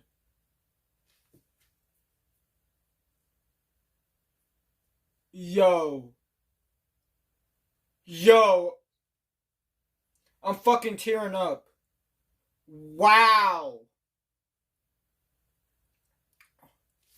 She literally said that she buried him last year, but she fucking sees him. What the fuck? Do these stories sound familiar? If you or a loved one suffers from waking dream hallucinations, there is help. Special medical facilities for those suffering from waking dream hallucinations are available at no cost in many major American cities. These facilities can help prevent the spread of the disease and the suffering that it brings. Remember, the entities that you see are not real. They cannot hurt you as long as you don't believe in them. We urge you to refer anyone you suspect of being afflicted by these hallucinations. Huh? That motherfucker said, they can't hurt you unless you believe in them. Oh God. Oh God. Because I believe in a couple of those things. I believe in them. People may call me crazy, but nah. Them motherfuckers are really out there, bro. I've seen shit like that with my own two eyes. And yeah, I may not have photo or video evidence, but who the fuck needs photo or video evidence? Who the fuck needs that shit?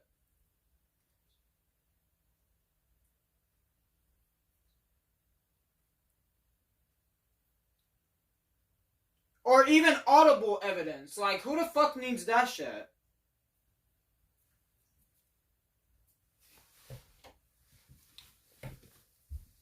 Like, at least from me, like, who needs that shit, for real? Who really needs that shit? Number. Call now for... Alright, I'm gonna go back to why I did that earlier. That shit. That's why.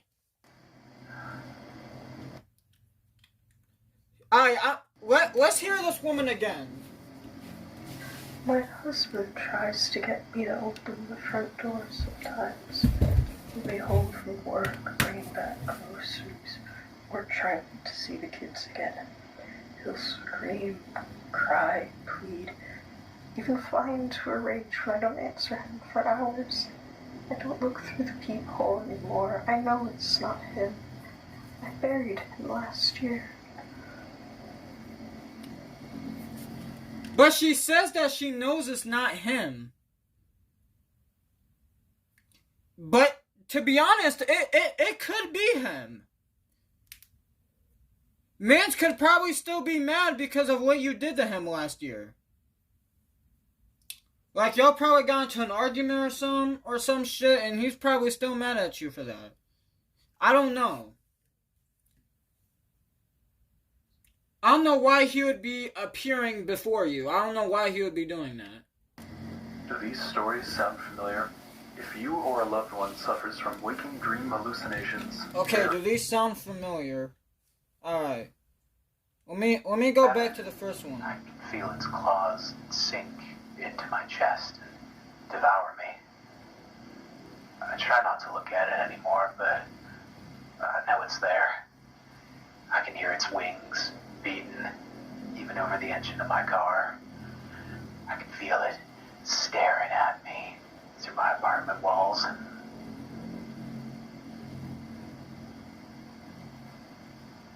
I see it every day, somewhere in the corner of my eye. At the store, I'll see it slither past the end of the aisle as I turn the corner. In the car, I'll see it in the rearview mirror, curled around.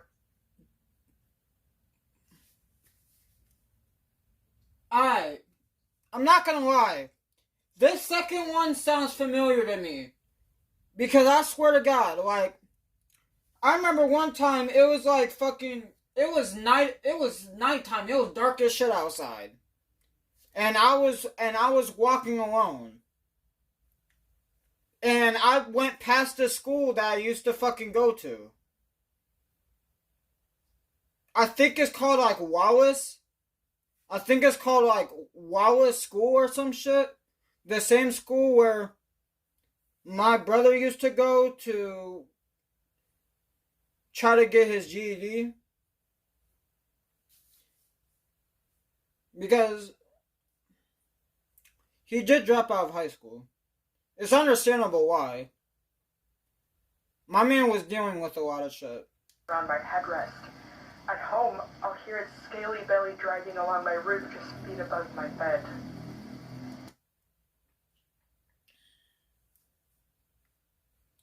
Like, I don't know about it touching me. I didn't experience that shit. But I'm not joking. I remember seeing it looked like a tall man with red eyes.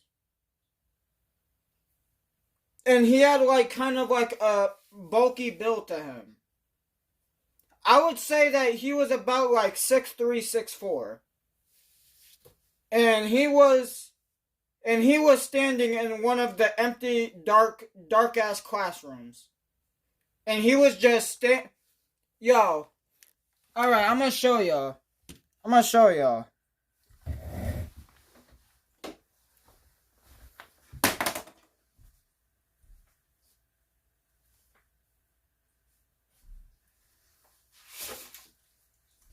Okay, so imagine this right here.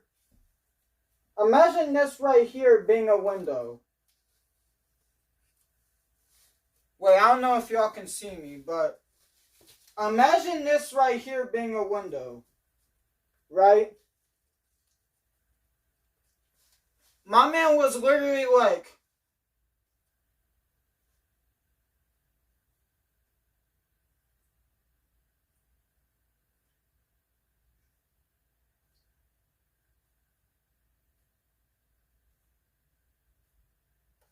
that.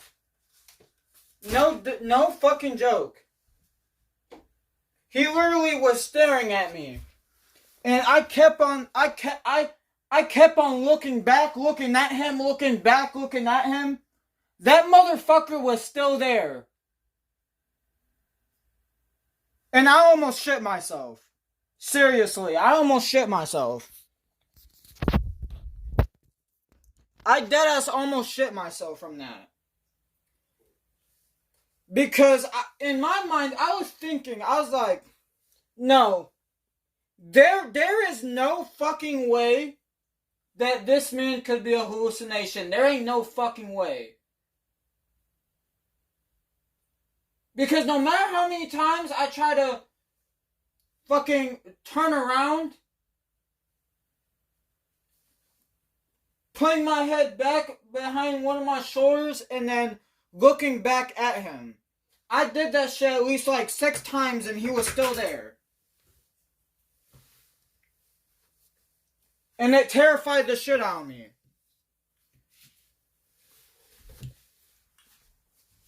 Like I was about to lose it. I was about to lose my fucking sanity. In the rearview mirror, curled around my headrest.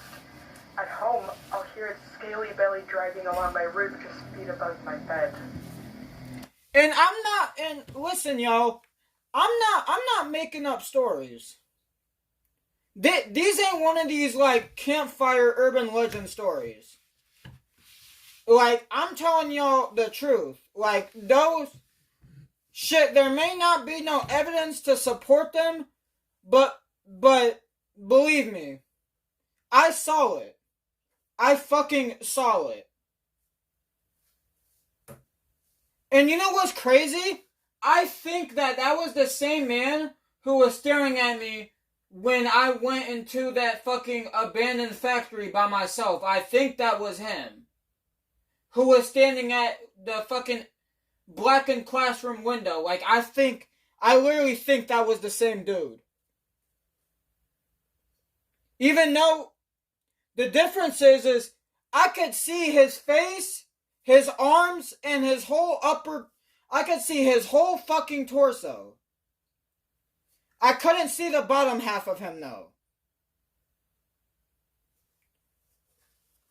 Maybe some of the bottom half was there. I just couldn't see it because of how fucking dark the classroom was.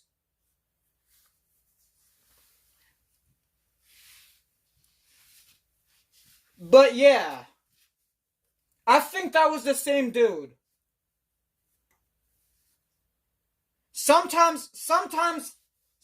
A lot of the times, well, I wouldn't say a lot of the times, not really anymore, but sometimes I still have dreams or even think about him. Like, the picture of him, like, now, like, the mental image of, like, him peeking through the fucking darkness of that abandoned factory, or him looking outside the fucking, the empty, blackened classroom window.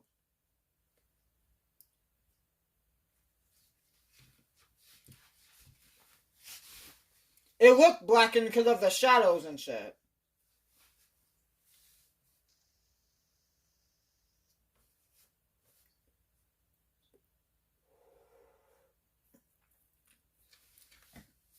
But, and you know what's worse? Sometimes the mental image, sometimes it will fucking zoom closer onto him. Like, it will zoom closer into, it will zoom close onto his face. And I was so fucking shook. I didn't know what the fuck to do. I was low-key freaking out a little bit in my head. I was freaking out a little bit. Hi. Who is that breathing? Who is that? My husband tries to get me to open the front door sometimes. He'll be home from work, bringing back and for hours. I don't look through the peephole anymore. I know it's not him. I buried him last year. Do these stories sound familiar? If you or a loved one suffers from waking dream hallucinations, there is help. Special medical facilities for those suffering from waking dream hallucinations are available at no cost in many major American cities. These facilities can help prevent the spread of the disease and the suffering that it brings. Remember, the entities that you see are not real. They cannot hurt you as long as you don't believe in them. We urge you to refer anyone you suspect of being afflicted by these hallucinations to this number. Call now for a free consultation. There's no obligation, and we can provide transport and other accommodations to help us manage this condition. Okay. Don't show fear. Get help today. That's kind of hard.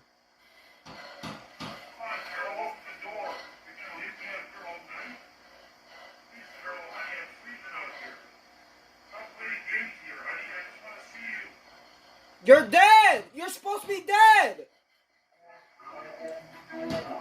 You're supposed to be dead! Didn't you die last year? That's what your wife said. What are you doing? Stop pounding at the door. Wow!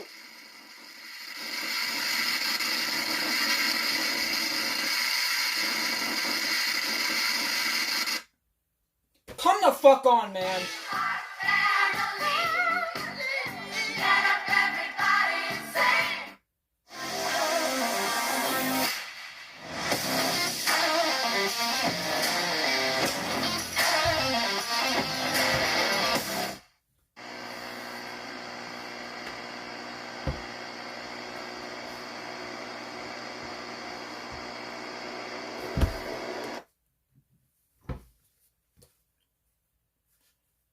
You see? You see? I knew it! I fucking knew it! I knew it all this time! I knew it! I fucking knew it! I knew it! Even though this probably ain't a real organization. Honestly, it probably is somewhere. I'm pretty sure it does exist. It's just not public.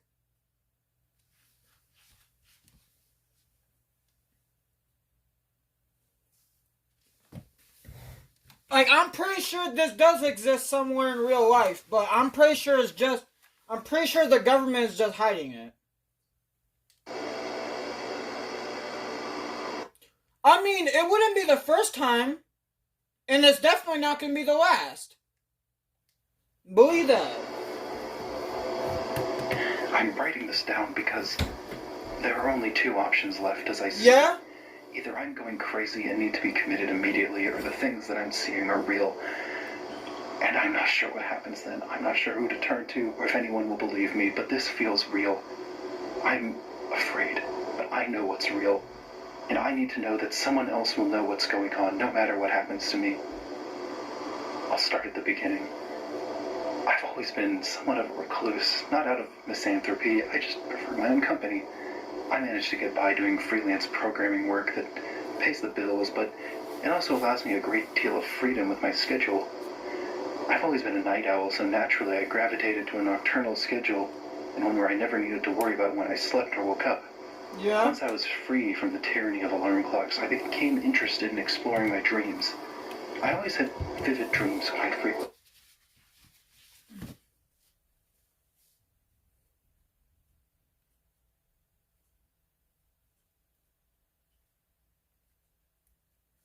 And I was trying to master lucid dreaming, so when I first heard of the DreamViewer device, I ordered one immediately.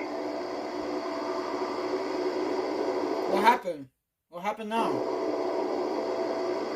I've always been interested in electronic gadgets. I'm sure you could probably tell that by the fact that I'm recording this on a note recorder and not just writing it down on paper, but among all the technology I'd seen in my life, the DreamViewer was something completely different.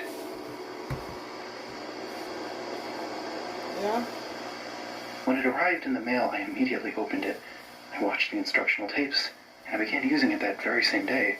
Of course, it worked exactly as advertised, but I began to notice something strange happening over time. As soon as I started using the DreamViewer, all my dreams had a strange undercurrent. It wasn't something I could put my finger on at first, but the inhabitants of the dream worlds that I visited all seemed to get more and more reclusive, paranoid, and despondent as time went on. Despondent? I also found it impossible to lucid dream. I haven't heard... Somehow I'd always... Despondent? I haven't heard that word in a while. Alright, let me stop. forget to reality check myself despite being so diligent about it in the past. At first, these symptoms were very mild and ignorable, so I kept using the device without thinking much of it. However, that changed the day I had one particular dream. The first thing I remember was that I was in a massive cave of blue ice. Winds howled around me, and I could feel the cold gusts against my face. I wasn't alone, though. This older man and I were journeying further into this cave, and soon we came across an old house, frozen in the ice. We worked to free the door from the ice and opened it.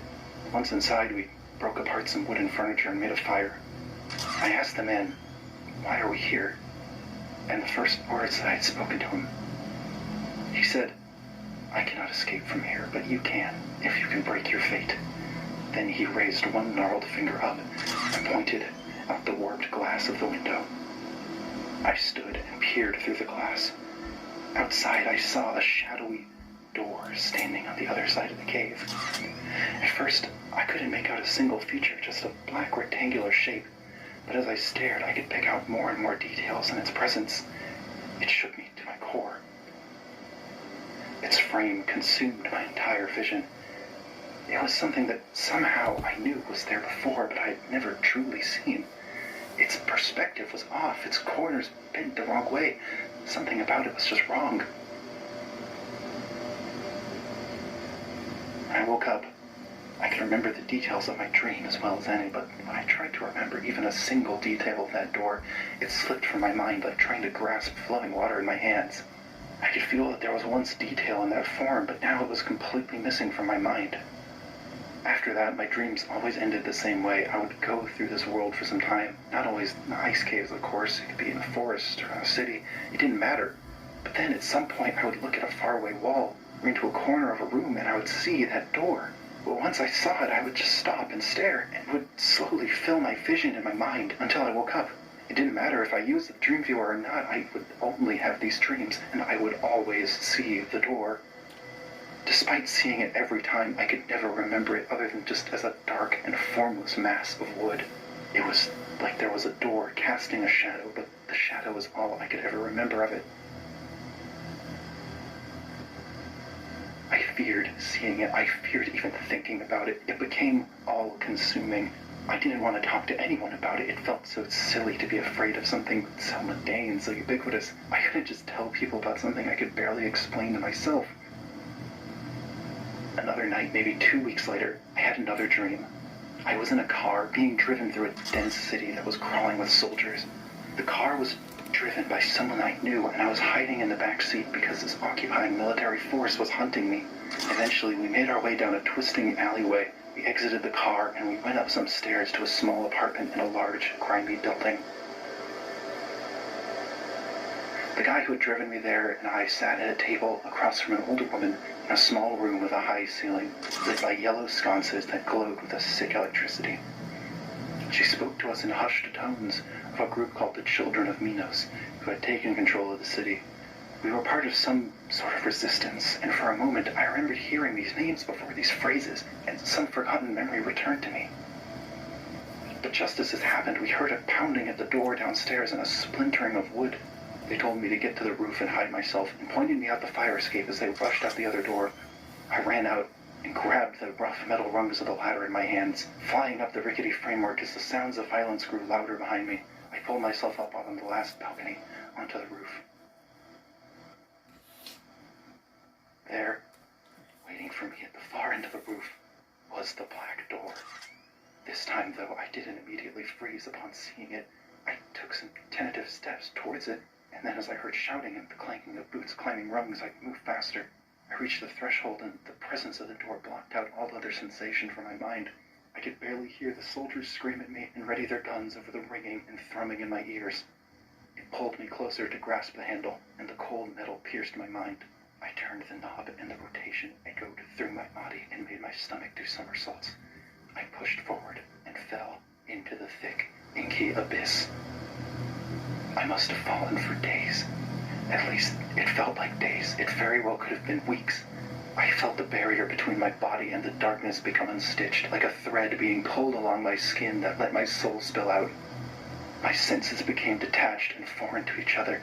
I could see texture and undulation in the void, hear far-off echoes, and feel the wind blow through what was left of my physical form, but all of these sensations felt like they were happening separately, like my body and mind were being stretched like taffy across a tapestry of chaos.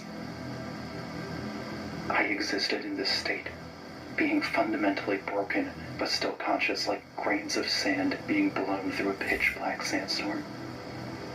After a time, it all just sort of ended. I fell back into my body with the force of a truck hitting a brick wall. I screamed, forcing air out of unfamiliar lungs in a primal expression of terror. I choked and screamed, my muscles firing from the basest instinct, propelled me out of bed and onto the floor where I thrashed for a few moments before remembering where I was, who I was. Once my eyes adjusted to the light and I could recall how to move my body, I checked my computer's calendar. It had only been 7 or 8 hours since I had fallen asleep. Everything was just as I had left it. That was last week. Since then, I haven't been sleeping. I don't want to go back there. The caffeine pills are keeping me going fine enough, but my headache is getting worse and worse. I can barely concentrate, and as I look over at my bed, part of me is begging to slip under the sheets and rest, but I just can't do it. I know I can't keep this up much longer, but 3 days ago, I saw it in the corner of my eye in my living room. When I tried to look directly at it, it disappeared just as quickly, but since then, it's been showing up more and more, and now it doesn't go away when I look at it. I can see it now. It's on the far wall of my bedroom. It's like a monolith carved out of pitch black sky. Yeah? I can see the frame now, and the handle. I don't know what's going to happen. I think this is the only way to end this. I have to go through again. I have to go through. Yeah. I hope you survive.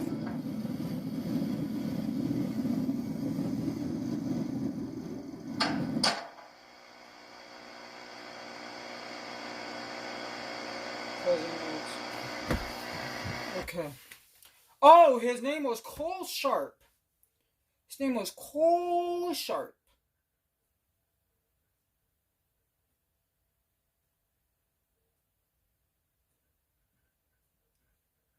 Okay. Cole Sharp was reported missing on September 21st, 1986. This tape and the supplementary material was recovered from his apartment by Oakland Police Department officers who then transferred custody to the FBMI. But now I know what it stands for. It stands for the Federal Metaphysical Bureau of Investigation. Or is it bureaucrat? Sharp currently remains missing, of course. Because, I mean, he did go through that pitch black ass door. Huh? Thank you for that. Alright. We still, after this one, we got 3 more videos. And then,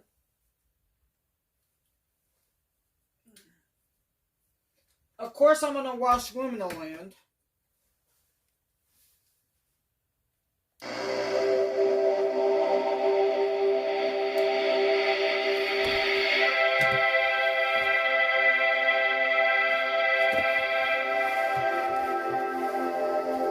The Somnium Microtechnologies presentation.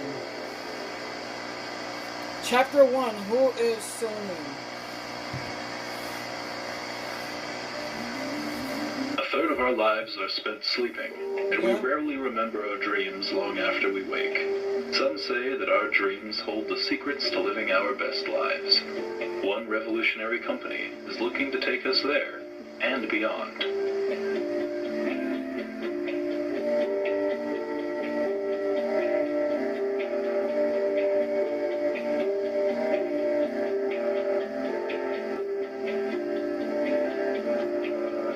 Explore the new world of the 1980s, technological possibilities are opening themselves to us everywhere in the fields of transportation, automation, computers, and more. Yeah. But as we enhance the world around us, we must also look within ourselves. The world of our dreams, so often overlooked in our hectic modern era, is waiting to be explored. Just as we reached for the moon, we can reach a higher understanding of ourselves through analysis of our brain's greatest mystery, our dreams. Now, the biggest name in dream research is becoming the hottest name in consumer electronics. Somnium Microtechnologies, incorporated in 1981, is poised to take the world by storm. But who is behind these amazing advances? The brains behind Somnium Microtechnologies are the neuroscience whiz kids of 5 Labs. 5 Labs was founded in 1975 and named for its 4 founders. These 4 individuals started 5 Labs to pursue their dreams of studying dreams. With government funding from the FBMI, named for its 4 founders. These 4 individuals started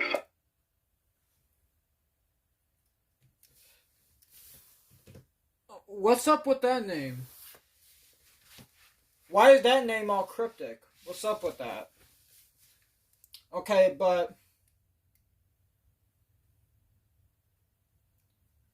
Okay, so the original 4 researchers were 3 girls and a man. The man's name is Dr. Robert Fowler. Along with the 3 others, because we don't know who the 5th one is yet. But we have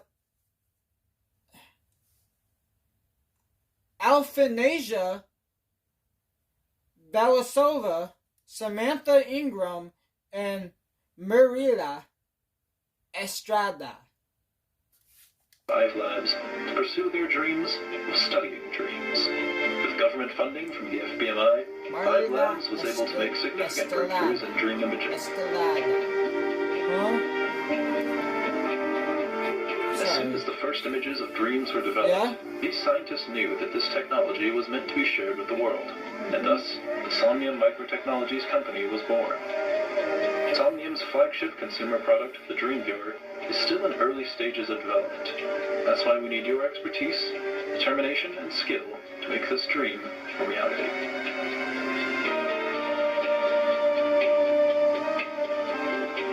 At Somnium, we put our employees first. That means things like health insurance, retirement plans, paid time off, and daily psychological evaluations are part of your standard employee benefits package. Above all else, Somnium embraces a culture of safety. We care about your well-being and want to make sure that your workplace is a welcoming and safe one. That's why, no matter your job description, whenever you're at the Somnium Research Campus, we ask that you always follow the 4 principles of safety. Always keep the lights on. The research campus closes at 9 p.m. That means all employees must be out of the building by 9:30. No exceptions. If you need to stay behind for any reason, you must alert your supervisor and FSO. Stay with a buddy. Don't wander around the office alone. If you need to access something in an unoccupied part of the office, bring a coworker along. If you're asked to accompany a coworker, make it a priority. Safety is number 1. Report everything to your FSO. If you see anything strange, immediately contact your floor safety officer. No matter how benign it seems, your FSO will let you know whether evacuation is necessary.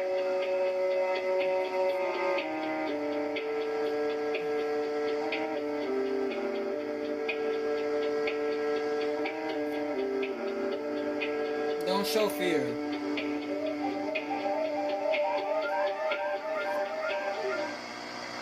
What's the last one? Chapter 3 evaluation. What's up with this creepy ass music? I don't like it. What's going on? On your worksheet, select the image in each set that does not belong. Set 1. Oh, that's a crab?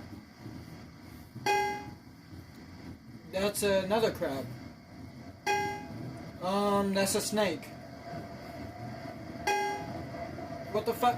It's a crab again. What the fuck was that one thing? Set 2. That's, a bird. Right? That's a bird. I don't know I'm not sure what species. It could be a peacock, maybe. But I'm not entirely sure. I'm not really educated when it comes to birds. Who the fuck was that? Hold on. Did y'all see that face? No, I'm going back to that. I'm not letting that slide past.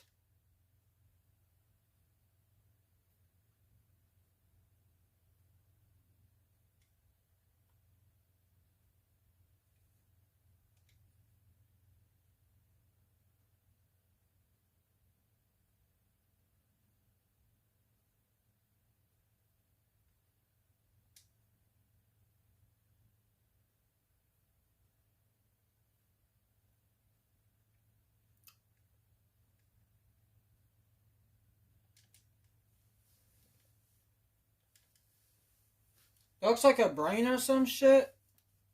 Or someone inside one.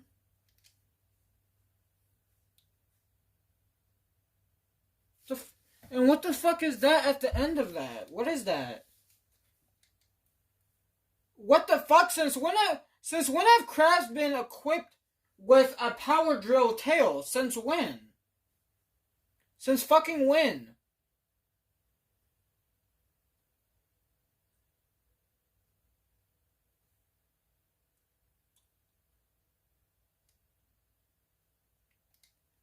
I'm gonna get mad. Stop hiding it from me. I saw it. I fucking saw it. Hold on.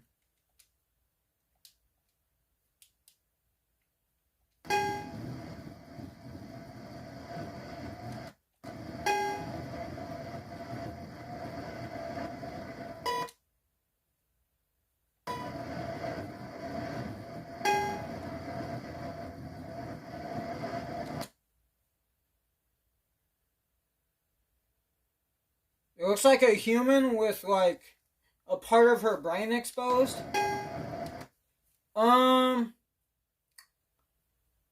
That's a bird again.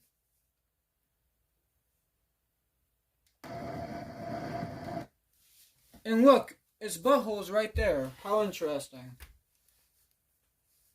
I don't want any of that. I only want human butt. I don't want horse butt. I don't want dog butt. I don't want lion butt. I don't want any of that. I just want human butt. That's it.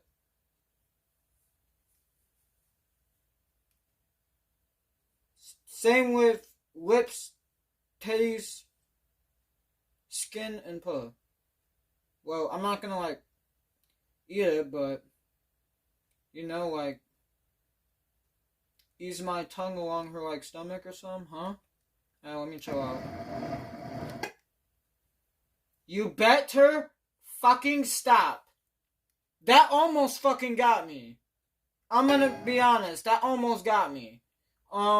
Is that like, a butterfly or some shit?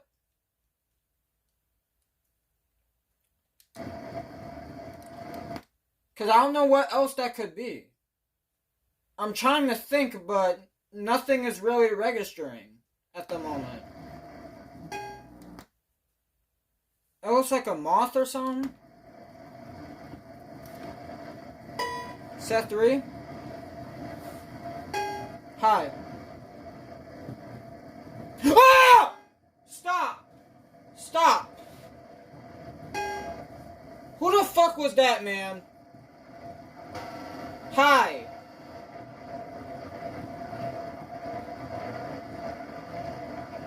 Wow. Stop. Stop. Stop. Stop. Congratulations, the assessment is complete. Please submit your worksheet to your proctor. Pretty sure that's how you say that. Or proctor, whatever. Thank you for watching. Your adventure walking at Somnium Microtechnologies begins today. Your supervisor will now direct you to your next training activity.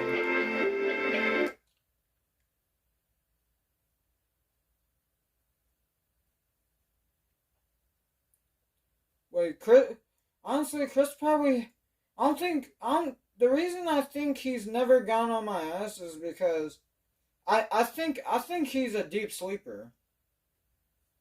That's what I'm starting to think. Because the fact that he's not really able to hear me, or that he just doesn't care, is fucking astronomical. I know I have both doors closed, but still. I'm surprised he wasn't able to hear me at least a little bit. That's crazy. Alright, let's go to this one. Why? Already? This is how they're going to start the episode. Interesting. New Ferret Bout Historical Society Tape Archive ID hashtag 0423 Nesnavka. Nesnavka, right? Or Navsa. I think it's Navka though, because there's a C.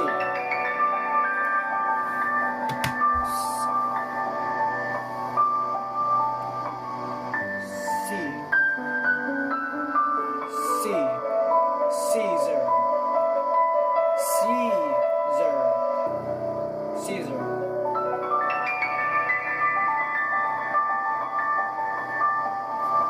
Whoa! Hold on. Let's go back. Okay. In 1986, architect Jean-Pierre Abbasset was commissioned to design a prison to be built on the coast near the city of New Faribault. As he did for many such projects, Abbasset traveled to the site to survey the land and spend the night camping under the stars to connect himself to the site. Okay?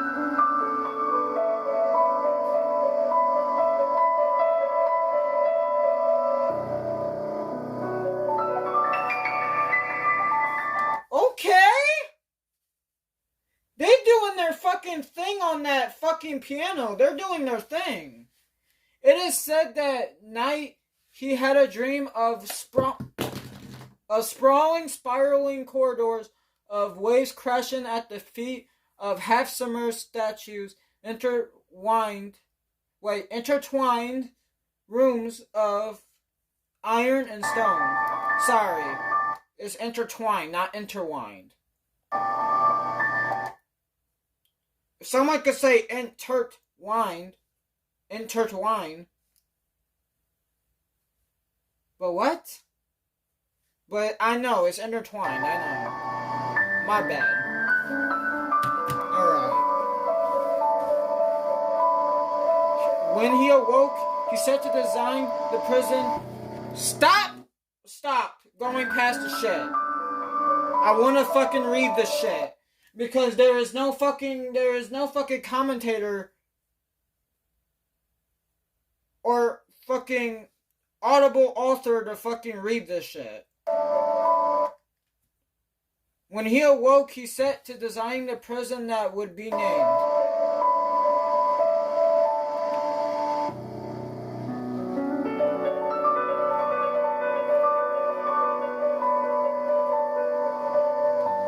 Nesnavek. Wait, it's Nesnavka. He decided to build a prison named Nesnavka Prison. Nice. Maybe he's gonna call it a state prison instead of just a normal prison. Upon its completion in 1884, Nesnavka would house 999 prisoners in maximum security cells.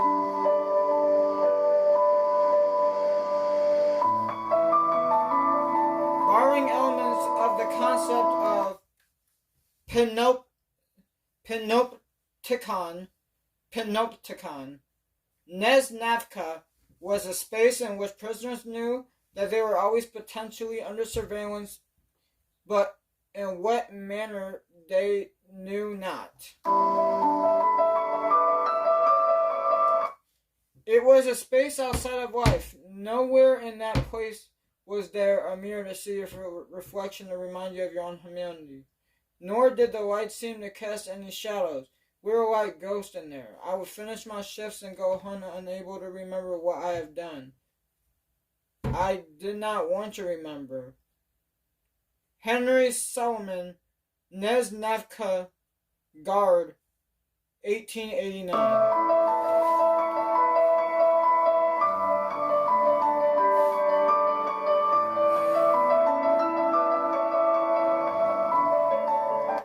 Within the prison, it felt crushing, like a weight of iron pressing upon my body. I often forgot if I was guard or prisoner. My perceptions began aspiring and warped of those drenched corridors. The prison was the same size as the world, or rather, it was the world. Bradley Soley, Nesnavka Guard, 1889. Okay, so, damn. So, they had like hundreds of guards in this prison. They had like hundreds of them.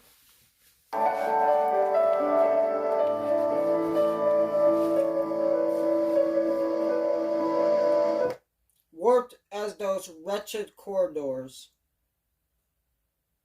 Yeah, those wretched corridors. I don't know if I said wretched. I think I said something else.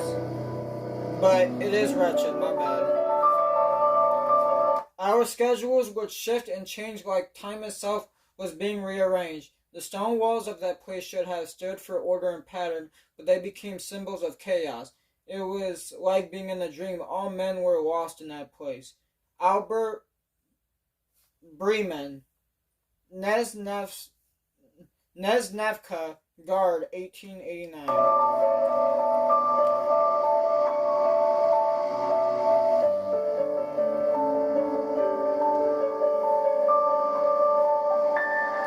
Abbaset himself would refuse to comment on a design and lived alone in self-imposed exile in a small house in Chicago.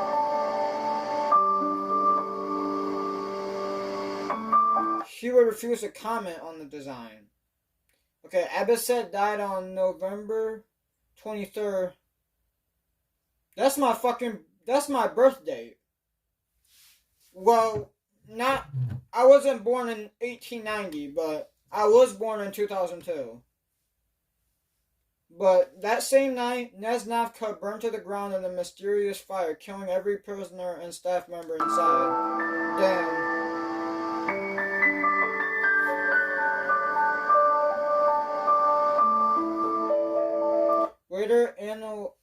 Later analysis of documents relating to the prison would reveal the lack of kitchen among several other notable absent pieces of infrastructure.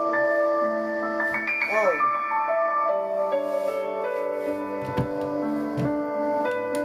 The site would be later removed from historical records and redeveloped.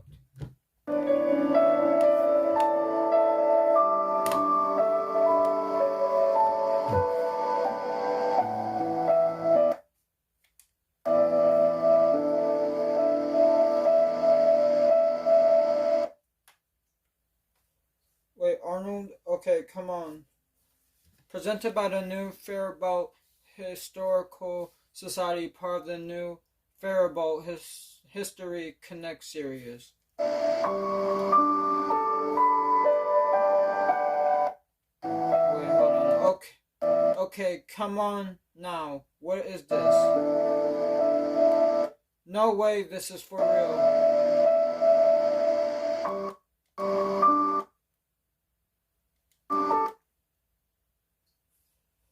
What? I found the tape in the old Historical Society archives. Do you think they're lying or something? Yes. Yes, I do think they're lying. Not lying. It's just some fiction. No, it's not. It's like Atlantis. Plato just made Atlantis up as a bit. And now people think it's like a for real lost continent or whatever.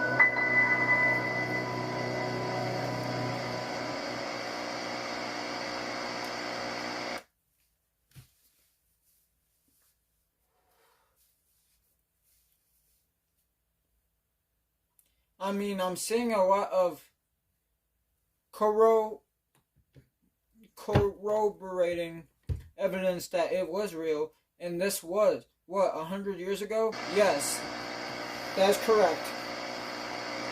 I think it's worth looking into, for real. Okay, but let's not go too far on this tangent. Shit, if she's gonna go far on this tangent, she's probably gonna do it without you.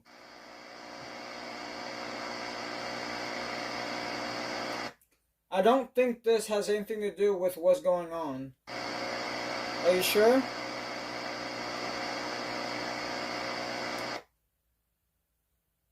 Even if these stores are embellished,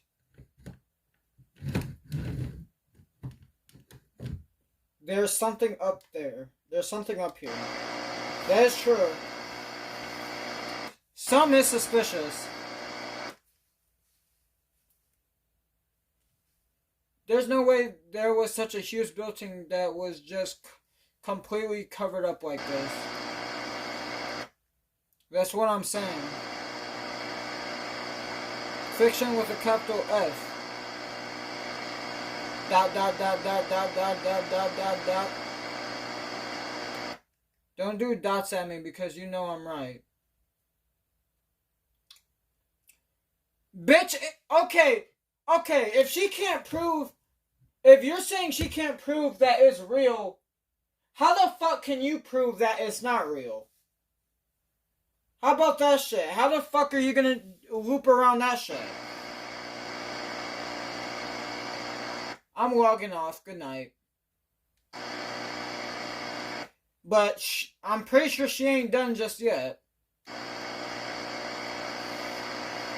Don't let the evil spooky ghost prison get you. Shut the hell up, bitch. Good night. Shut the hell up, David. You sound so fucking stupid right now. Motherfucker said, don't let the evil spooky ghost prison get you. Like, what?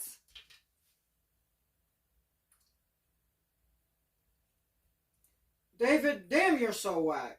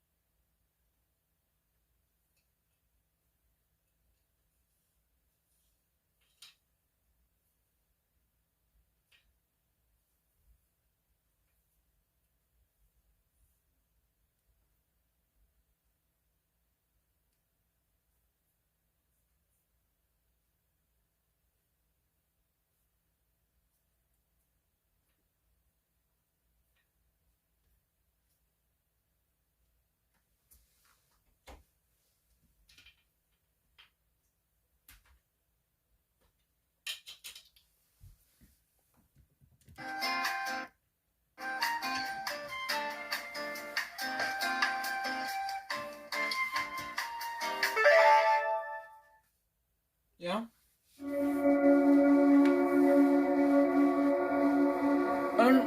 Unregistered hypro tape movie maker.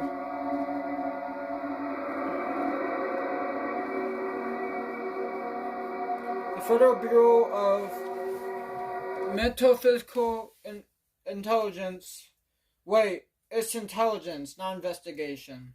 Fuck. FBMI was established in 1946. Shit, after World War II? Yes.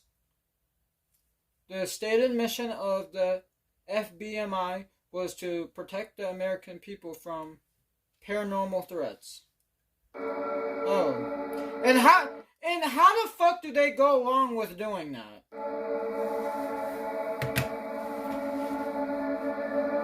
The secondary mission was to learn how to wield those threats for our own benefit. The pentagram.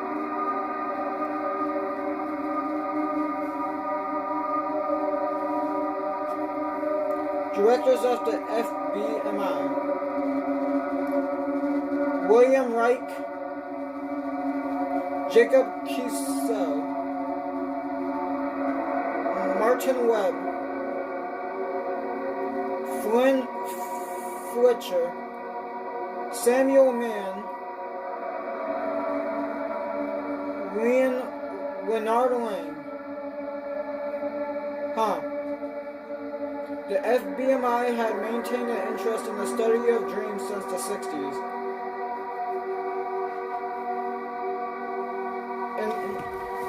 In 1975, the FBMI entered a contract with 5 labs, 4 researchers who were at the forefront of dream research.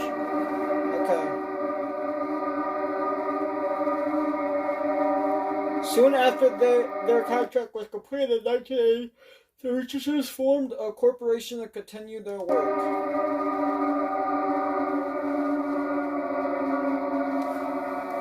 Five laboratories became Somnium Microtechnologies. The FBMI did not respond officially, but sources within Somnium state there was no. But within Salem stated there was no further desire to work for the government. Cause why would you? Why would you? I wouldn't.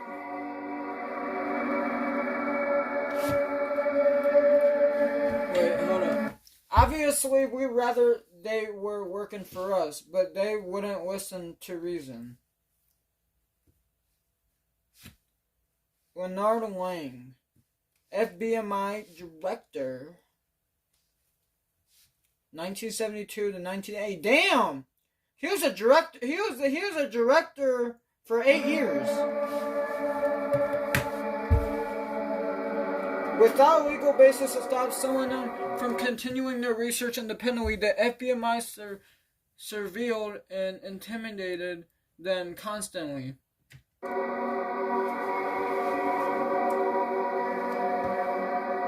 Somnium founder Dr. Robert Fowler stated in a memo to a colleague that the FBI was trying to get their hands on their new dream imaging technology at any cost.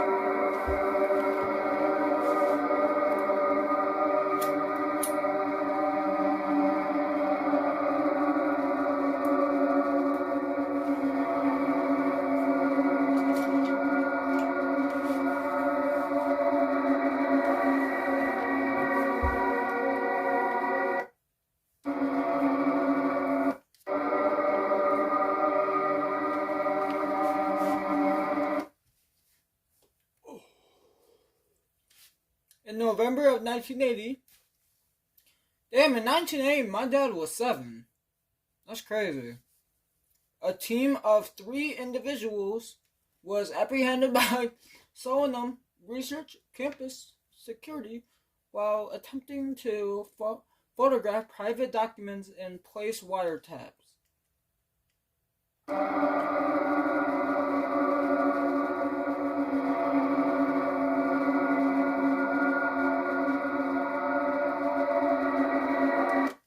The 3 were arrested and later found to be hired by the FBMI.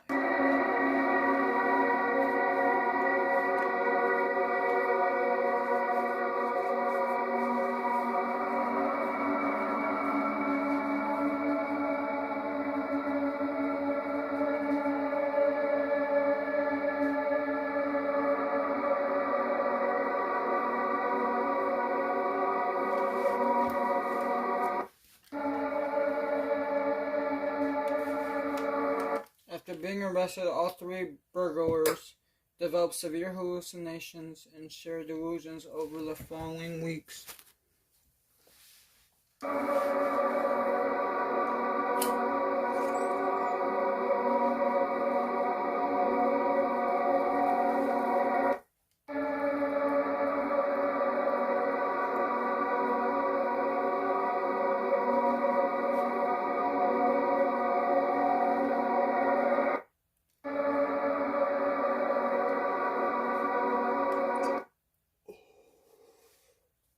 After being arrested, all 3 burglars developed severe hallucinations and shared delusions over the following weeks. Oh my god. These delusions reportedly involved a 4th burglar on the team.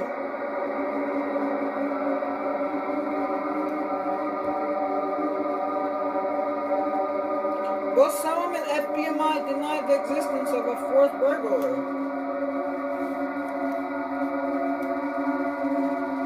I still have dreams about that lab of running through those corridors alone. Why do we have to go in there? Why do we have to open that door? Sam Park, Somnium burglar, police interrogation transcript.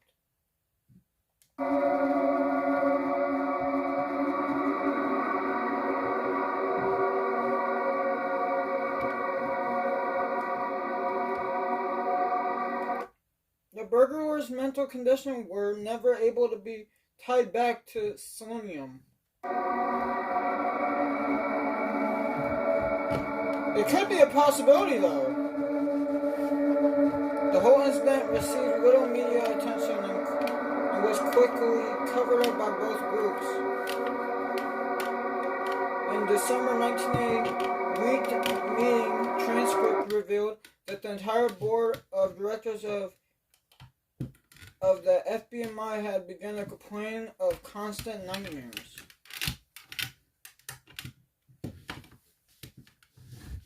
Shit, maybe? Damn. So far what I'm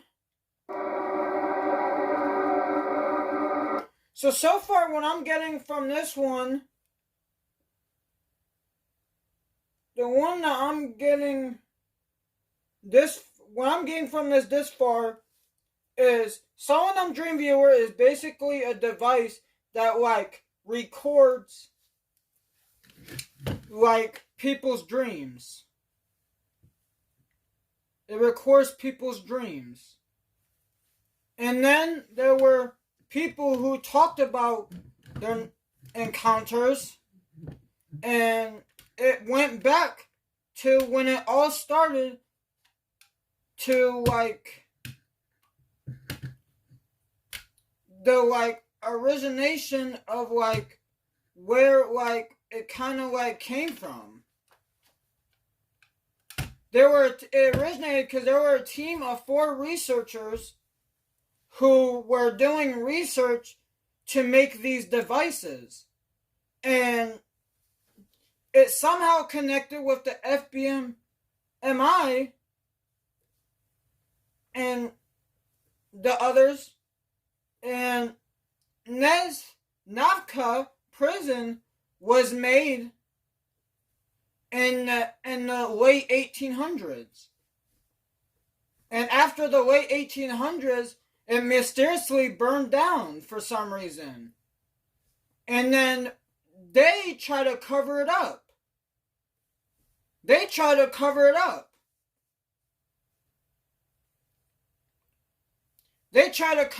the existence of it.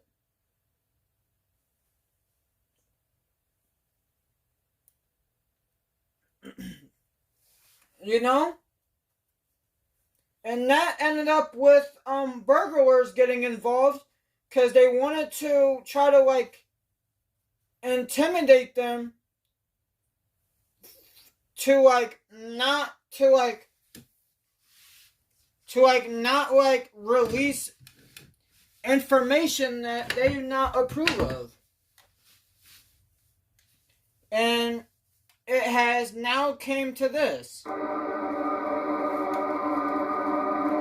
at the moment.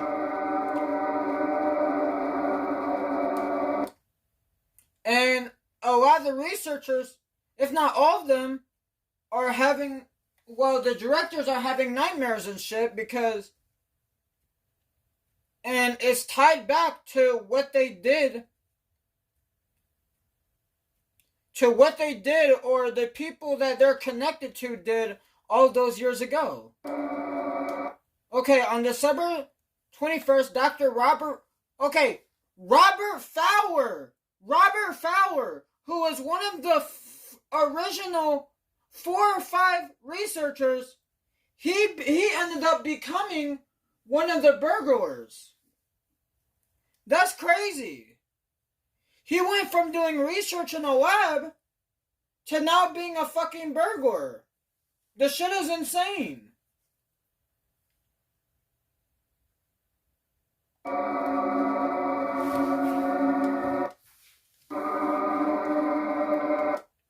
And there are 6 directors. There are 6 of them. On December 21st, Dr. Robert Fowler was summoned by FBMI Director Leonard Lang to a private meeting at his Richmond home. Not at his Richmond home.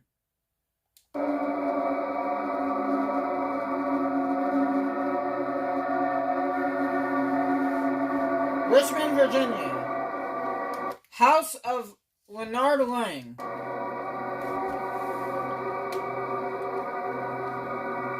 No transcript of this meeting was made, but based on Lang's personal journal, he asked Fowler if he was behind the nightmares and if they could be stopped.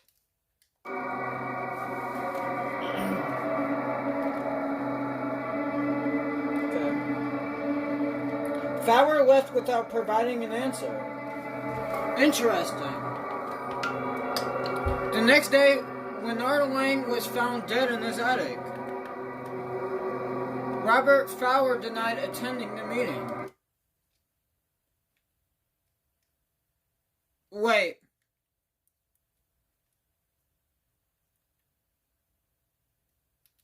Wait, never mind. Robert Fowler wasn't one of the fucking burglars. It was someone named fucking Jay Powell.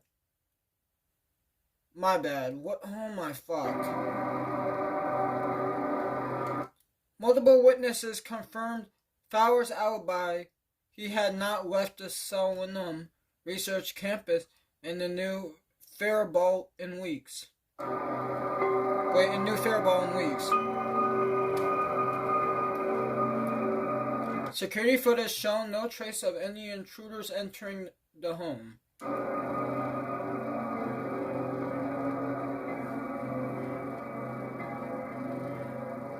Investigators quickly ruled the case a suicide despite leaked autopsy records indicating a total destruction of the spinal column.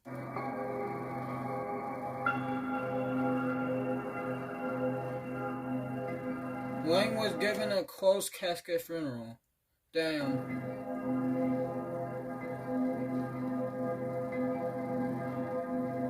Funeral of Leonard Lang, Washington, D.C. After an investigation into Lang's death concluded, the FBI backed down from scrutinizing Somnium Micro Technologies.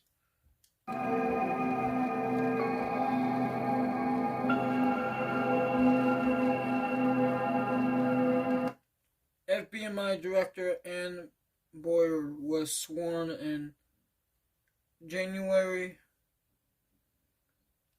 1981.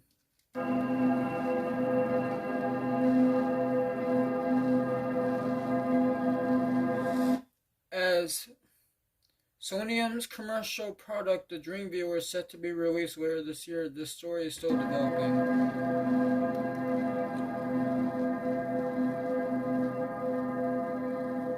Stay tuned to the Video Share channel for further updates. Spread the truth. Bam! It's on my phone. Bam! It's on my PC. Bam! Google Play Games. Bam! Bam! Bam! Bam! I could do it all day. What the fuck was that? There you go.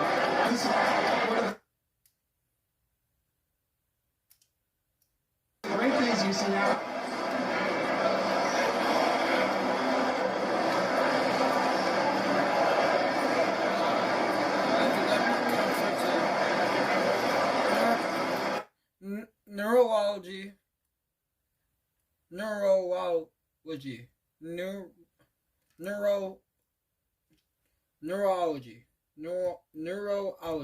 Neurology. And neurotech research. Fuck, that took me a long time to say.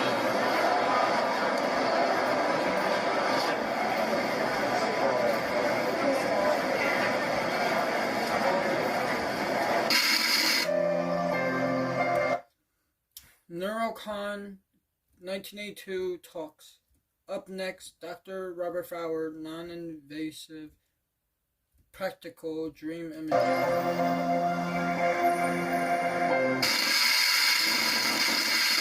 Significant activity is observed throughout neural structures during dreams. Visual imagery is generated through the same mechanisms that form images in waking perception. Our research has mapped these pathways through various techniques, including waking perception comparison, neural impulse backscatter mapping, and Lopez-Wagner optical inventory.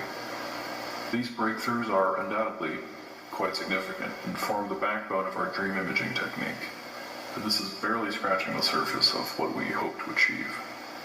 Our currently available technology, EEG monitoring, magnetic resonance imaging, is too slow and imprecise to accurately measure the neural signals that we need to access. Our medical technology research team, Mrs. Ingram and her husband, are making tremendous strides in neural imaging that let us view with great accuracy and non-invasively not only cerebral blood flow, but neural voltage across many areas of the brain.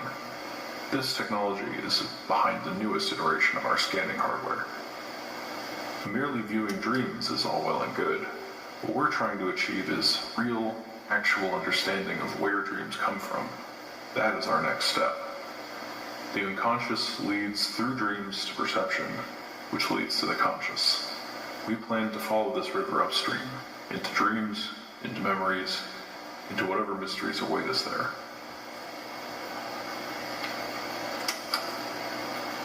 Our studies into this field have been primarily concerned with dream synchronicity, by having several test subjects begin dreaming together, and not just monitoring their brain waves, but amplifying waves that are found within multiple subjects and propagating them through the other subjects.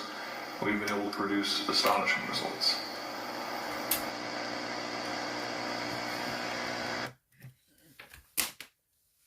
Okay. A large dog stepped out of the forest and placed a knife at my feet. The wolf that had been following me cornered me and dropped a dagger from his jaw. The black dog stopped and coughed up what looked like a ceremonial dagger. The wolf creature opened its mouth and spat out a knife, which clattered to the floor. Building off of these tests, we've shown that amplifying certain neural wave vectors allows for on-demand recreation of specific dreams. We aren't yet sure of the true potentials for this discovery, but every day we are taking our research further than ever before. Cathedral, hillside, ravine, reactor, dark city, coast, ice cave, outpost, forest, complex, abandoned school, jungle, desert camp, hedge maze, mine shafts, mountain trail, which are all of them are locations that could be found in the dream. Continue upstream, where this From river will take my us, understanding. we do not know. But the current we are pushing against is one that we humans have pushed against for our entire existence. I know some detractors of our work have said that this pursuit is misguided, and there are some things that man was not meant to know. But is it not in the nature of man to follow his dreams?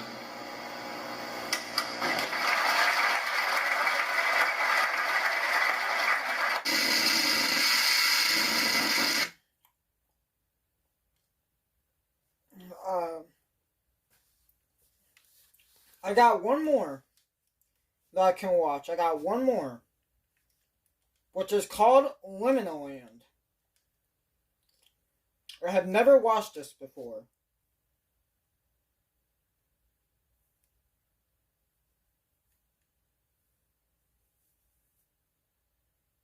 A liminal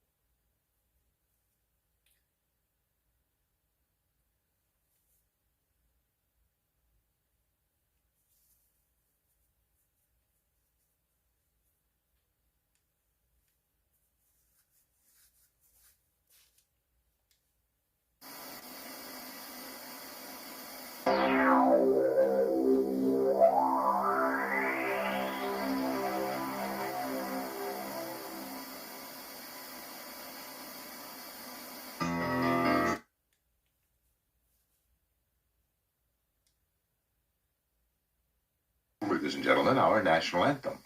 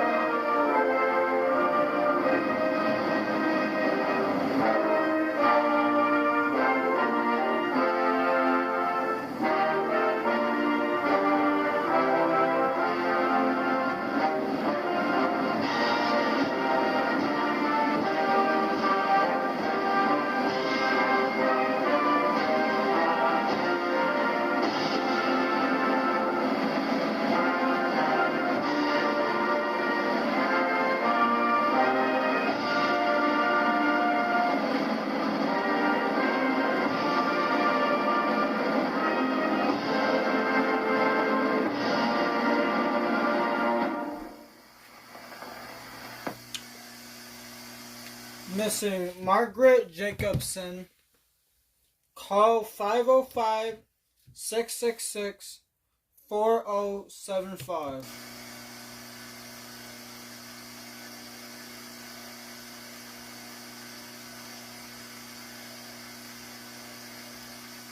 Frank Strother. Missing. Same number. Missing persons. Angie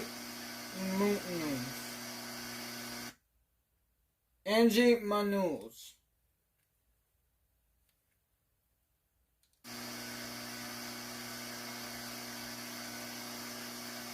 Sherry Travis.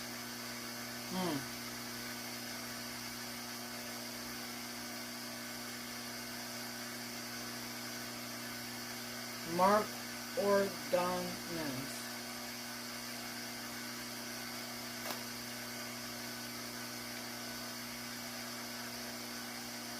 Herman Reed.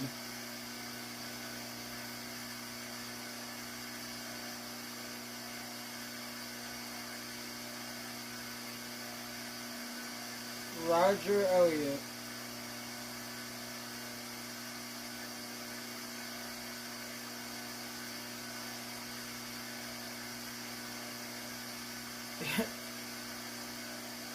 Angela Hawthorne. I'm sorry, I just started smiling because I saw her smiling.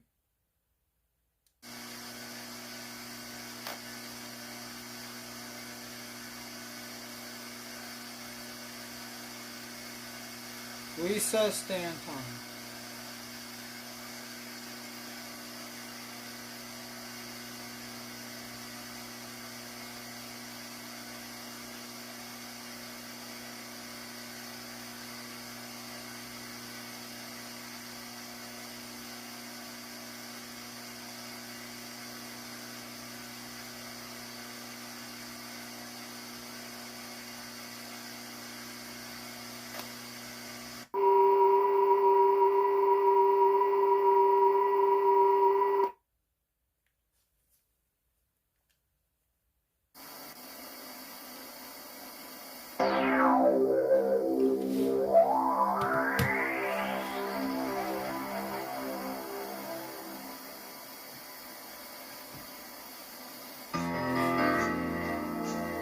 Y'all, fuck that pug.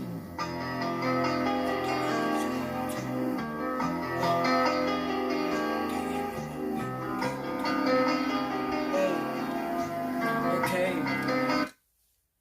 We are so... Okay, orientation course X. I was about to start rapping, but let me chill. We are so grateful to have you join our team and hope we've given you a warm and memorial welcome thus far.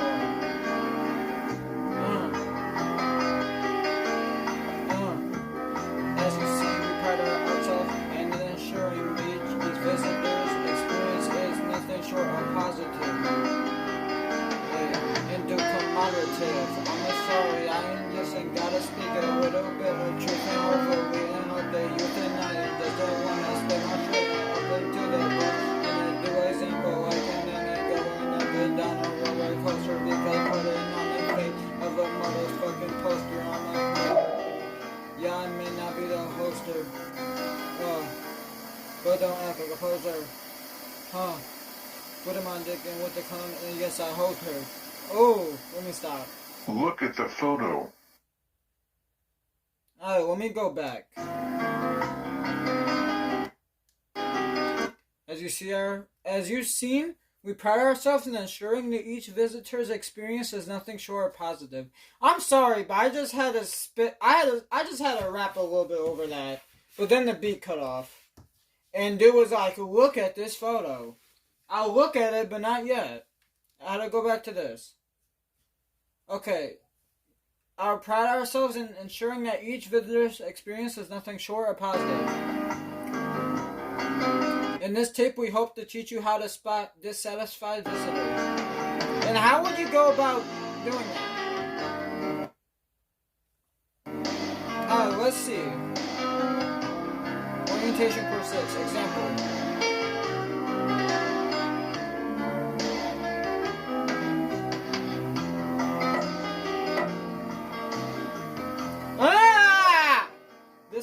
person.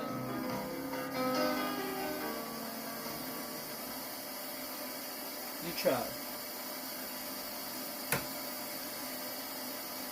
Look at the photo.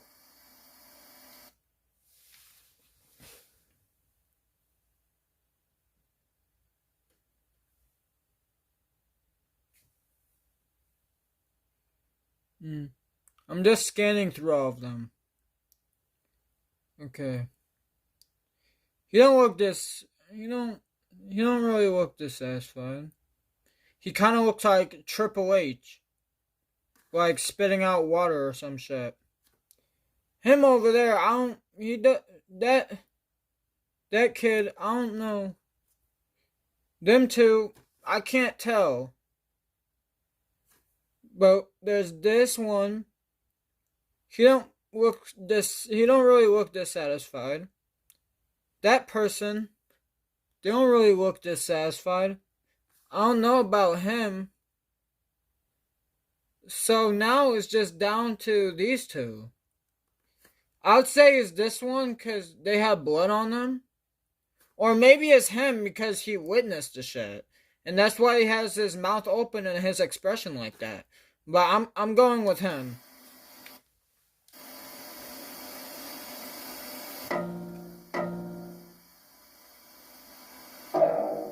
This is the person. Look at the photo. Right there. Right there. Yes. Thank you. This is the person. Yep. Next photo. Look at the photo. Yes. Oh! What the fuck is that? Bro, do y'all see that shit? Wow. I'm gonna have to go with her. That's the person. She don't...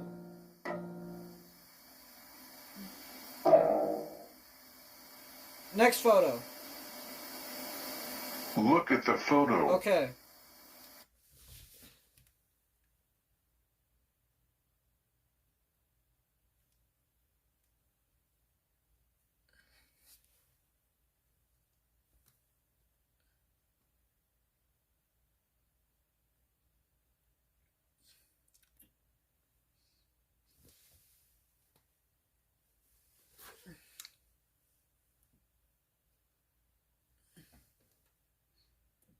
I'm either gonna have to go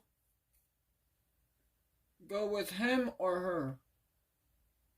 I'm going with him because his face looks all fucked up. I'm not sure if that's just how the photo is, but I'm not sure. Yeah. Yay. So I've gotten all of them right except for the first one. Cause I thought it was the kid that's bleeding, but I guess it's the kid that witnessed it. Which actually makes sense. Look at the photo. Okay.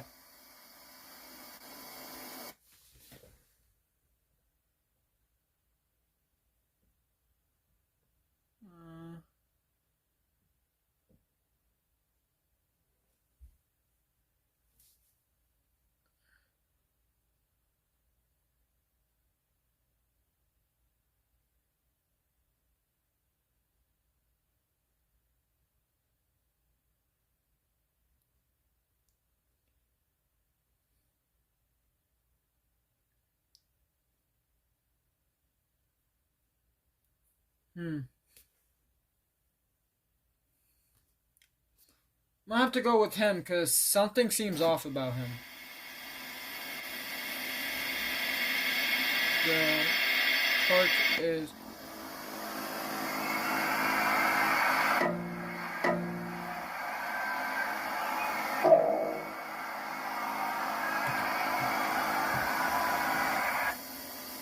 Yeah?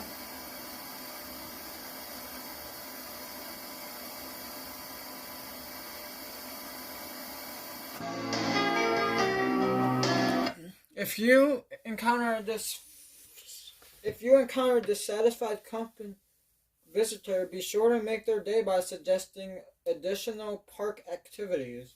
Are you sure? Okay, so Liminal Land was kind of like a park.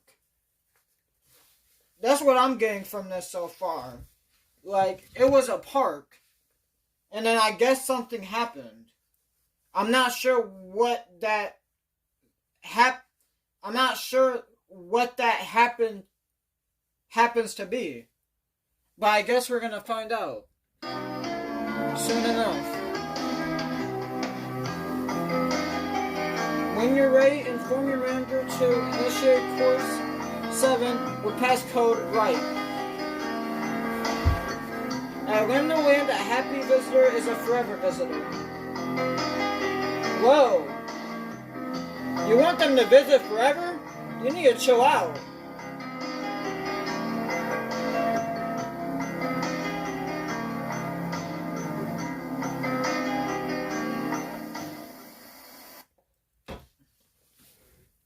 Ladies and gentlemen, our national...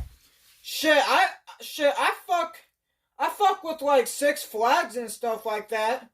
But I wouldn't want to go there forever. Fuck that. I'm cool. I don't want to be there forever. I'm cool. Wait.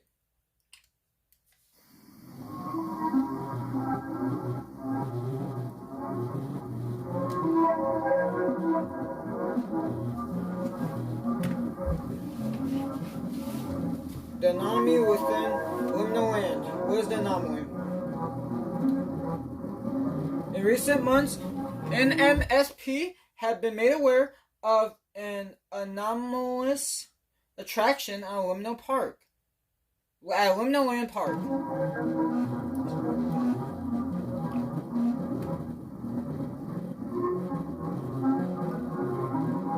The ride is believed to have been tied to numerous cases of facial deformity, as noted by Lake Valley Regional Hospital.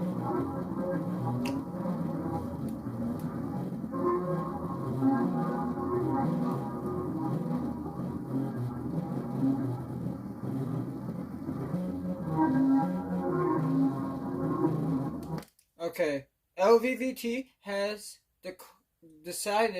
has declined to cover these cases on local television. A visual depictions are not suitable for a general audience.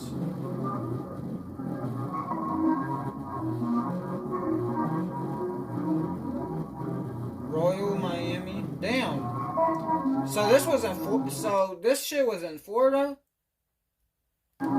We hope this record will serve as a suitable and alternative case study for the Liminal Land anomaly. Okay. Damn.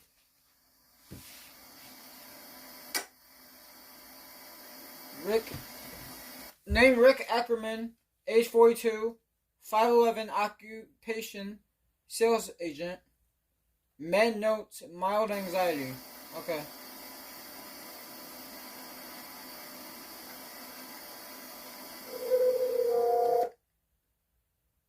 No.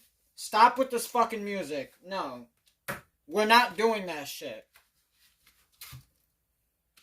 Rick visited Liminal Land in July of 1988. He has a wife and 3 children. Aww.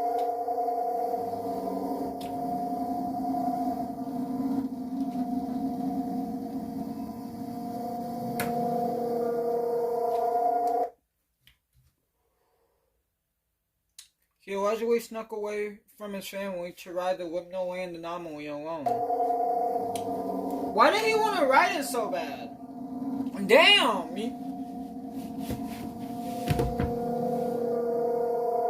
This photograph was the last time his family saw him. He died?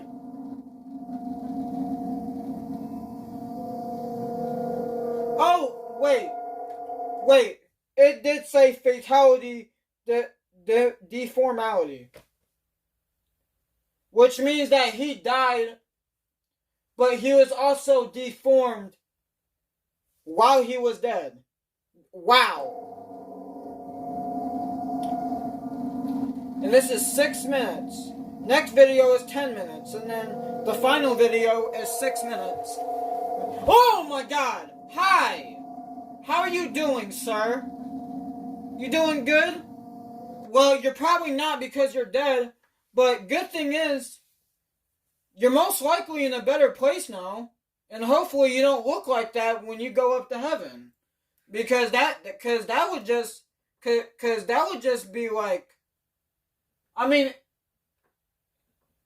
it would be amazing, but it would also kind of suck. Because I feel like not even God would want to look at you because he might get scared.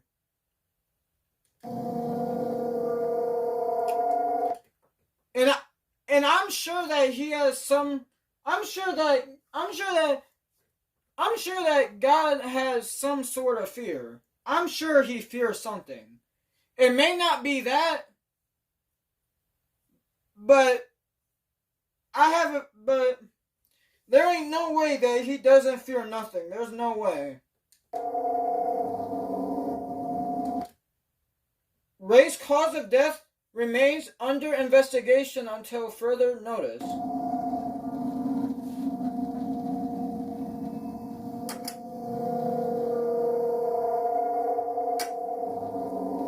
Okay, name Lisa Sorensen, age 44, height 5'4", occupation teacher, med notes.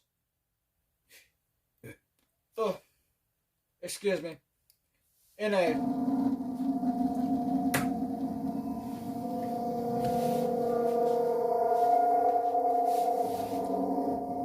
Lena brought her first grade class to Liminal in winter of 1984.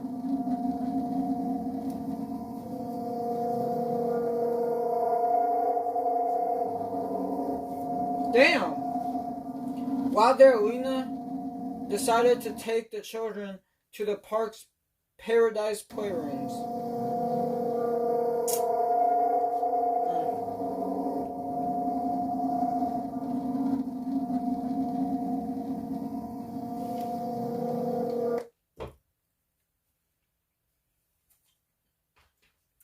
Okay, Lena remained with the children for 7 minutes before she suddenly left the building through the rear exit.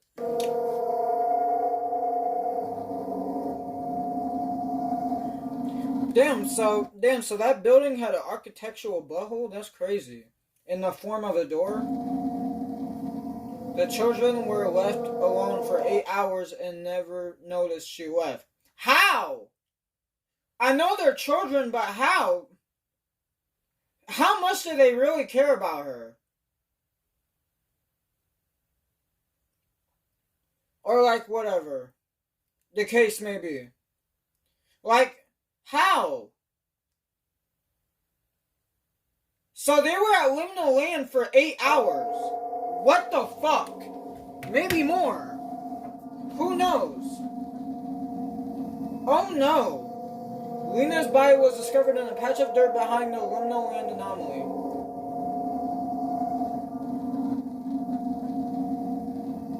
Please no. The following photo is an illustration of her facial structure after her body was recovered.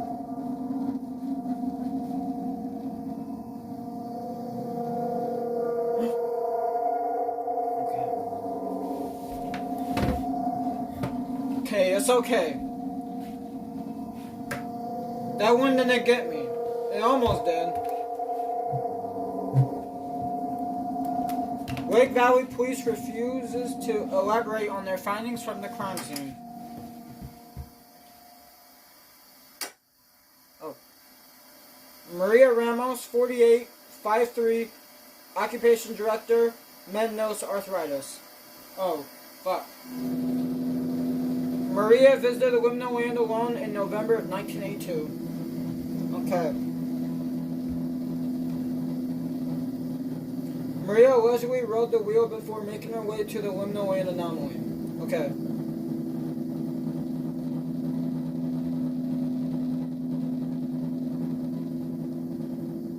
That day, the Liminal Land Anomoly was reportedly closed for repair.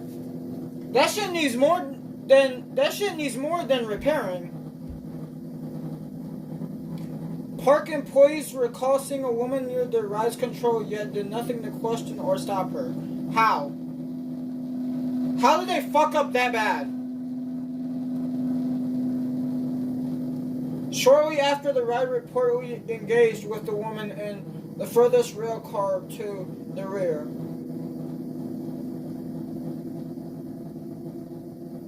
The Liminal anomaly was allegedly caused due to a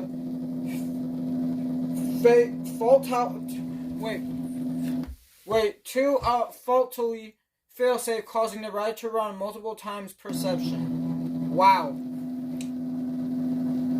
What happened to the children though?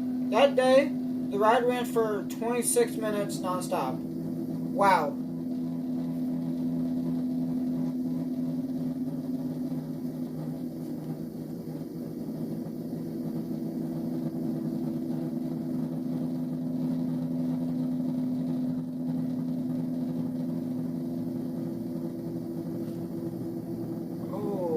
Fuck.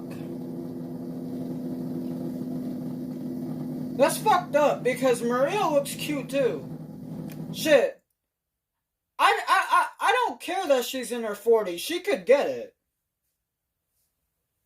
That Mamacita could get it. And that's real. Maria's incident marks the first known death by the Liminal anomaly.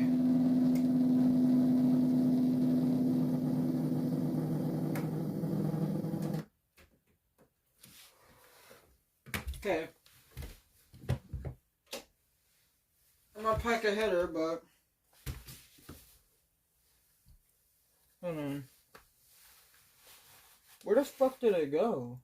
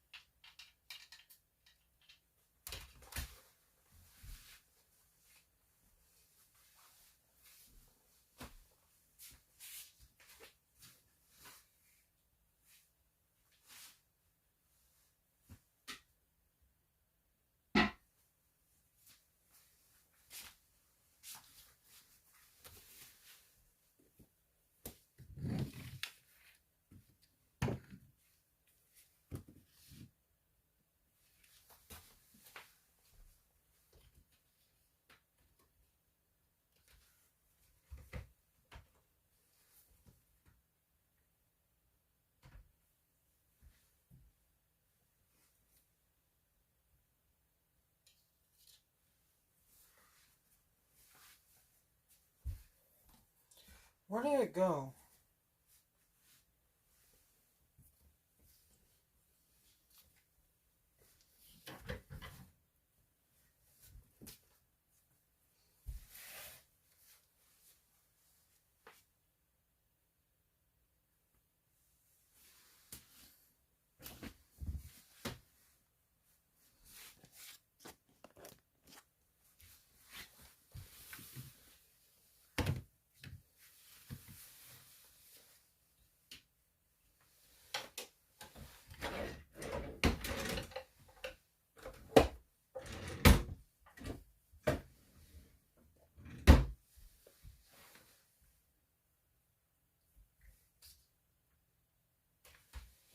Fuck, whatever, I'm gonna have to fucking look for it after.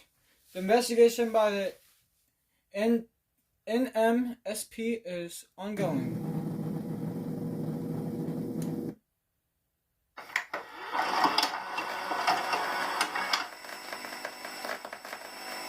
License for private home employee viewing only. Any public performance, copyright, copying, viewing, selling, or other use is strictly prohibited. All other rights reserved.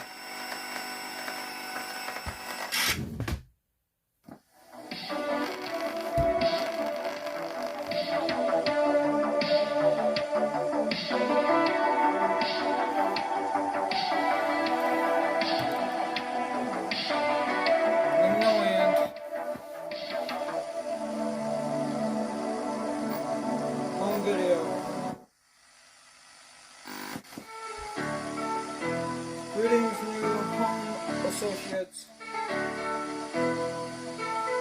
for joining our team. We are thrilled to have you here.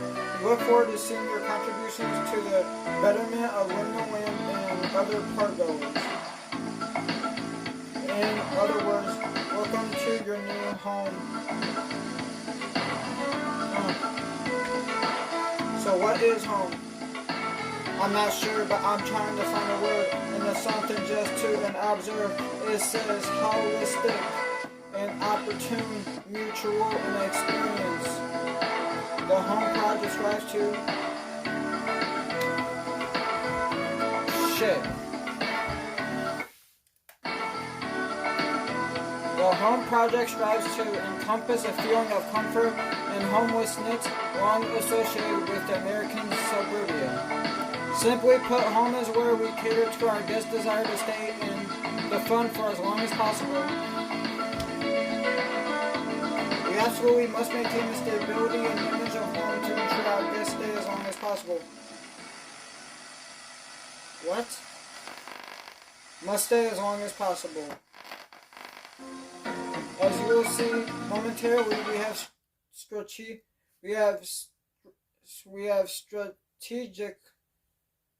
strategically placed home slightly above the park entrance.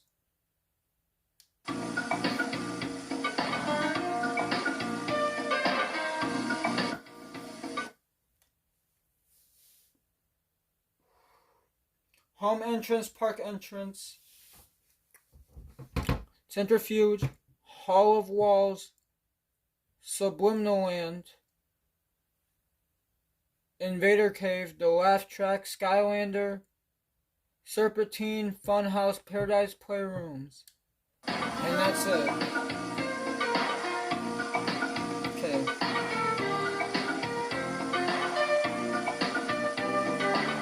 Home is an opportune place to stay. Here our visitors can venture into the park and access all of our esteemed attractions right from the starting line.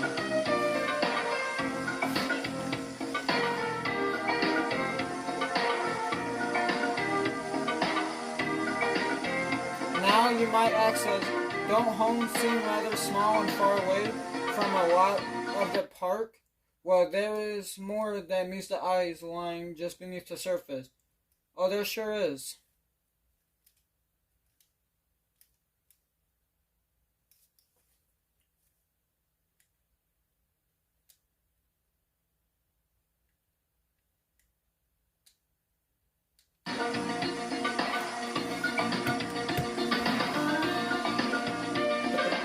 Here's a visual comparison between the total area of home residencies to the overall size of the park. Since home is situated directly beneath the entire park, let's overlap the two in zooming out so we can more accurately showcase the true size of home.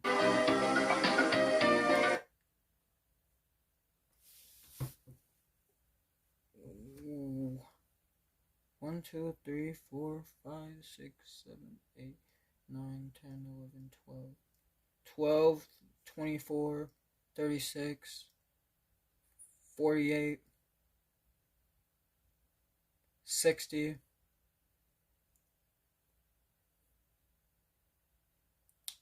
72, 84,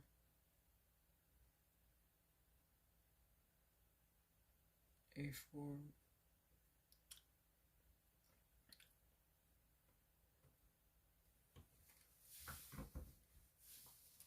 96.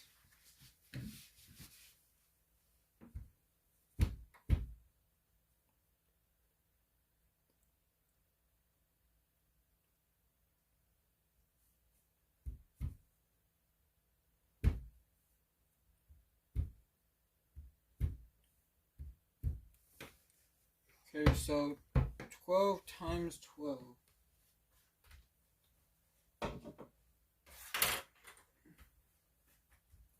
I'm gonna be honest, I'm not sure what 12 times 12 is. It's 144. Okay. 145, 146, 147, 148, 149, There is 151 of those shits. Wow.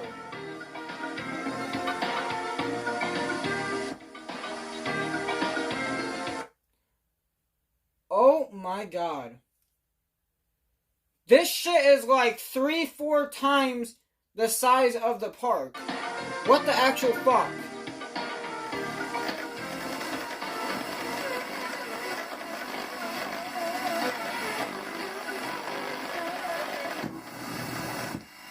Okay.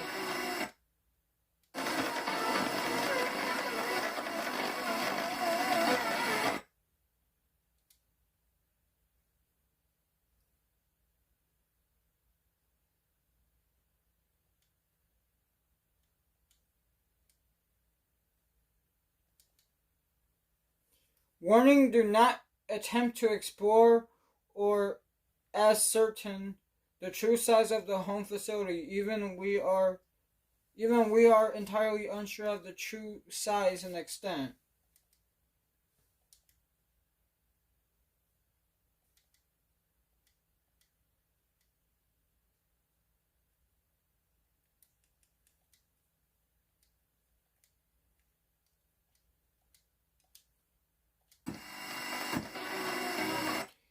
It is very important that we spot and correct any sort of mess or inconvenience thoroughly and swiftly. We do not want our guests to feel uncomfortable and wish to leave prematurely.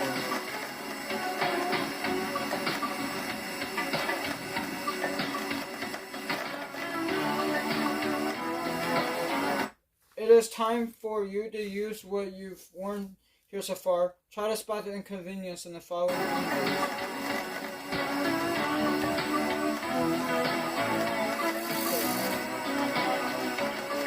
Of course.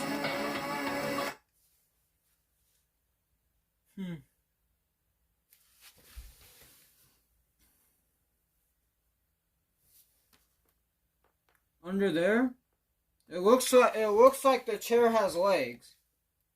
Like not like chair legs, but like human legs. Or something. Like what the fuck?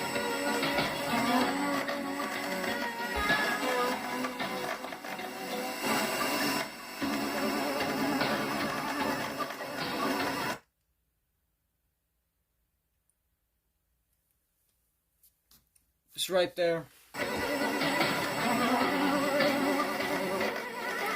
try it again, shall we? How the fuck was I supposed to know that? What? No, what did that say?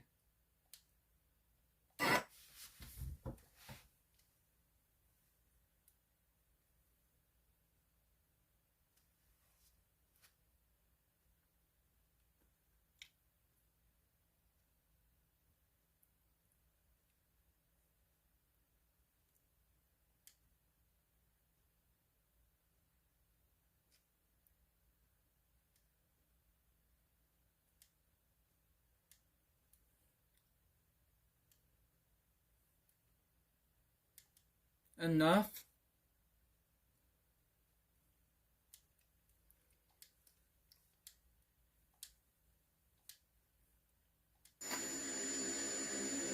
Case studies. The following found footage tape will serve as an integral example in showcasing how improper containment measures led to anomalous occurrences for home residents.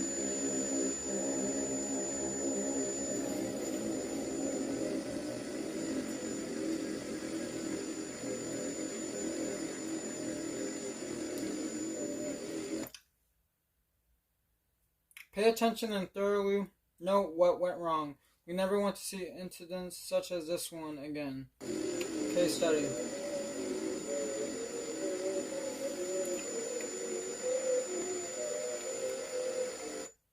At the end of each segment, a message will briefly be displayed. Each message will indicate one or more of the following: important information regarding anomalous occurrences, what to avoid when present in similar situations, what kind of behavior we hate to see our subjects exhibit, which areas are prohibited from being accessed even by Charon associates, what to immediately correct following the viewing of this tape.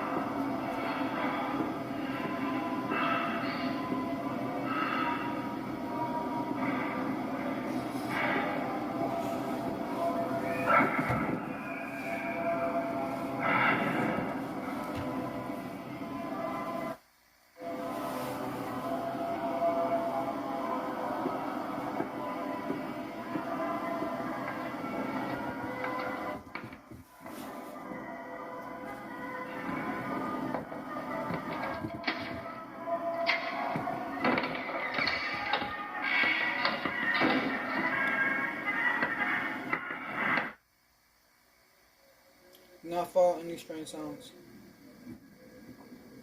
Do not enter a stranger's home. Well, no shit.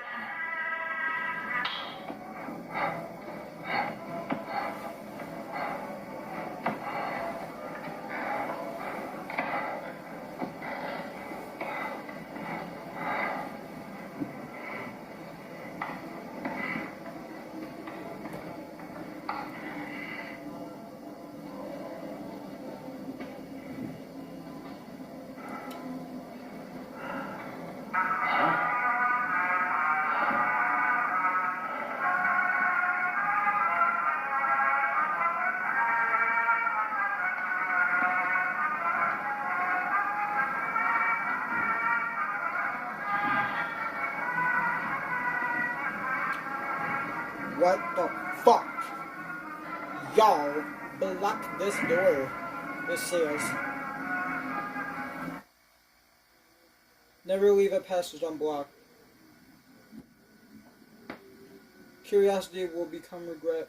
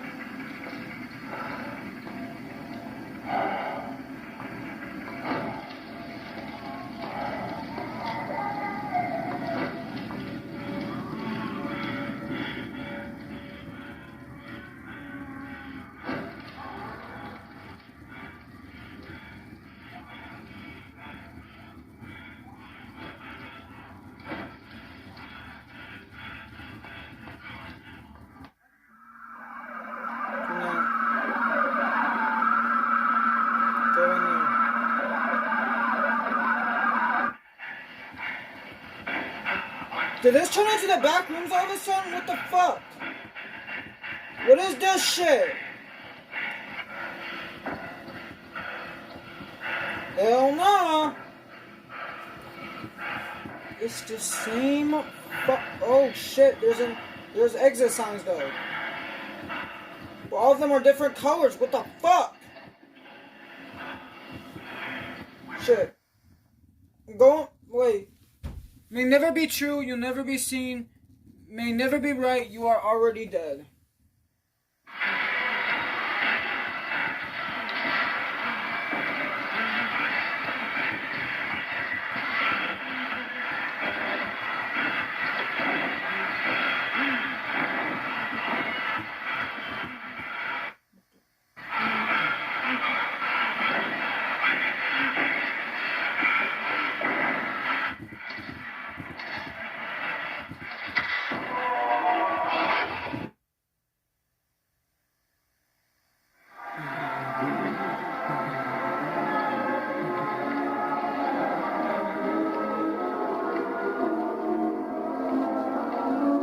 Those who seek departure will lose themselves.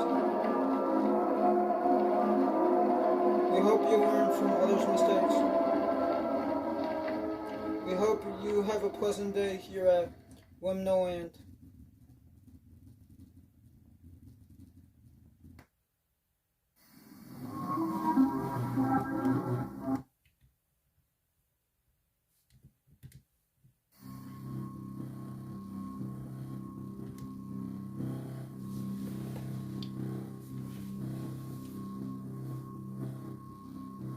Mommy's friend.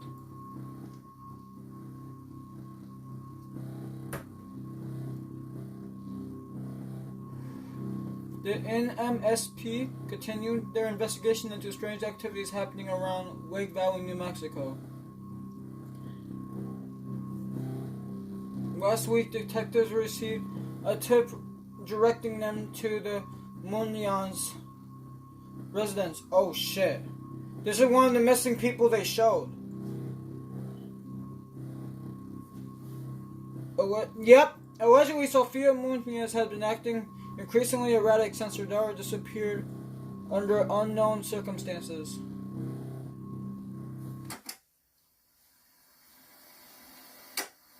Hi. Sophia Munoz, aged 54. Sophia Munoz alleges that her daughter was last seen in her care at 504 Dorado Street. Oh shit. According to her testimony, she ran away from home in the dead of night. How come? She wanted to go to Liminal Land, didn't she? That's why. Who the fuck is that? During the incident, Sophia alleges that she was asleep in her bed and heard not a single sound to wake her.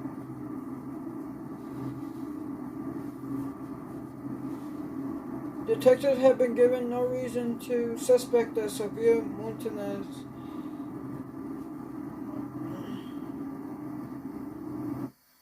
Yet, what motive does Angie have to run?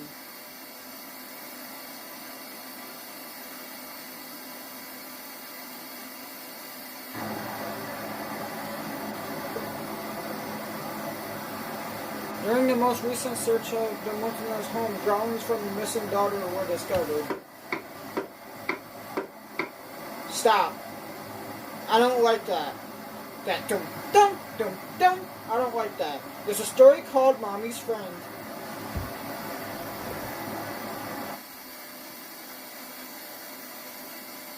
The discovery prompted an immediate manhunt for Sophia Munoz, yet she had fled her home. This is the story.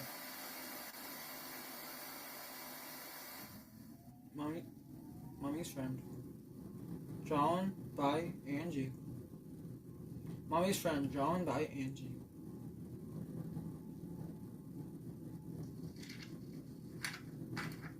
This is my mommy. Why does she look like that?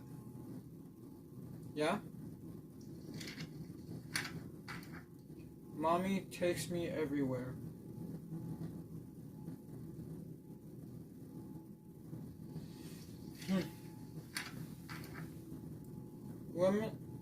Liminal Land. Mommy takes me to Liminal Land. I was so excited.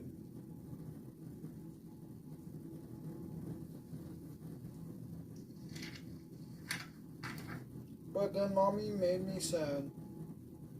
Why? Because you couldn't go there no more? That's why. Mommy,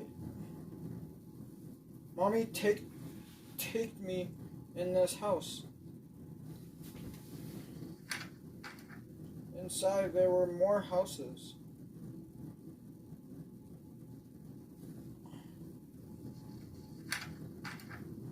Mommy looked tired.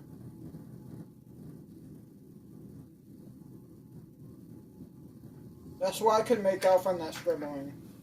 Mommy said she was looking for a friend. Okay.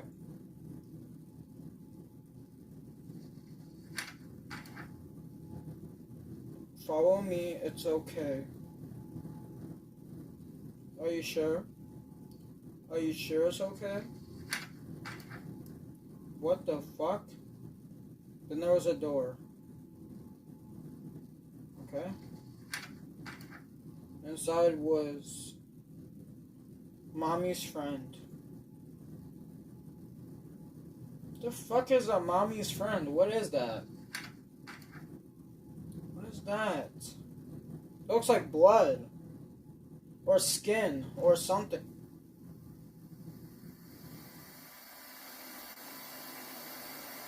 Better stop. I'm hearing noises next to me. Mommy's friend. That looks like Satan. I'm just saying.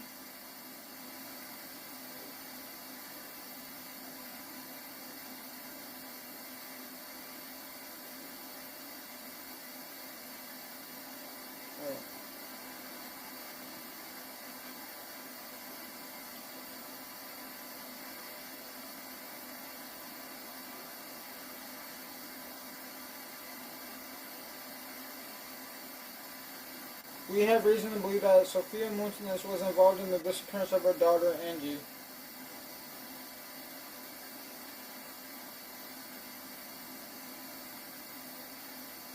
Wanted.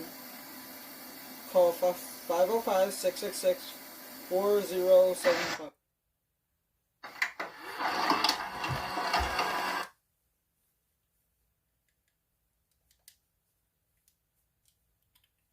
Alright,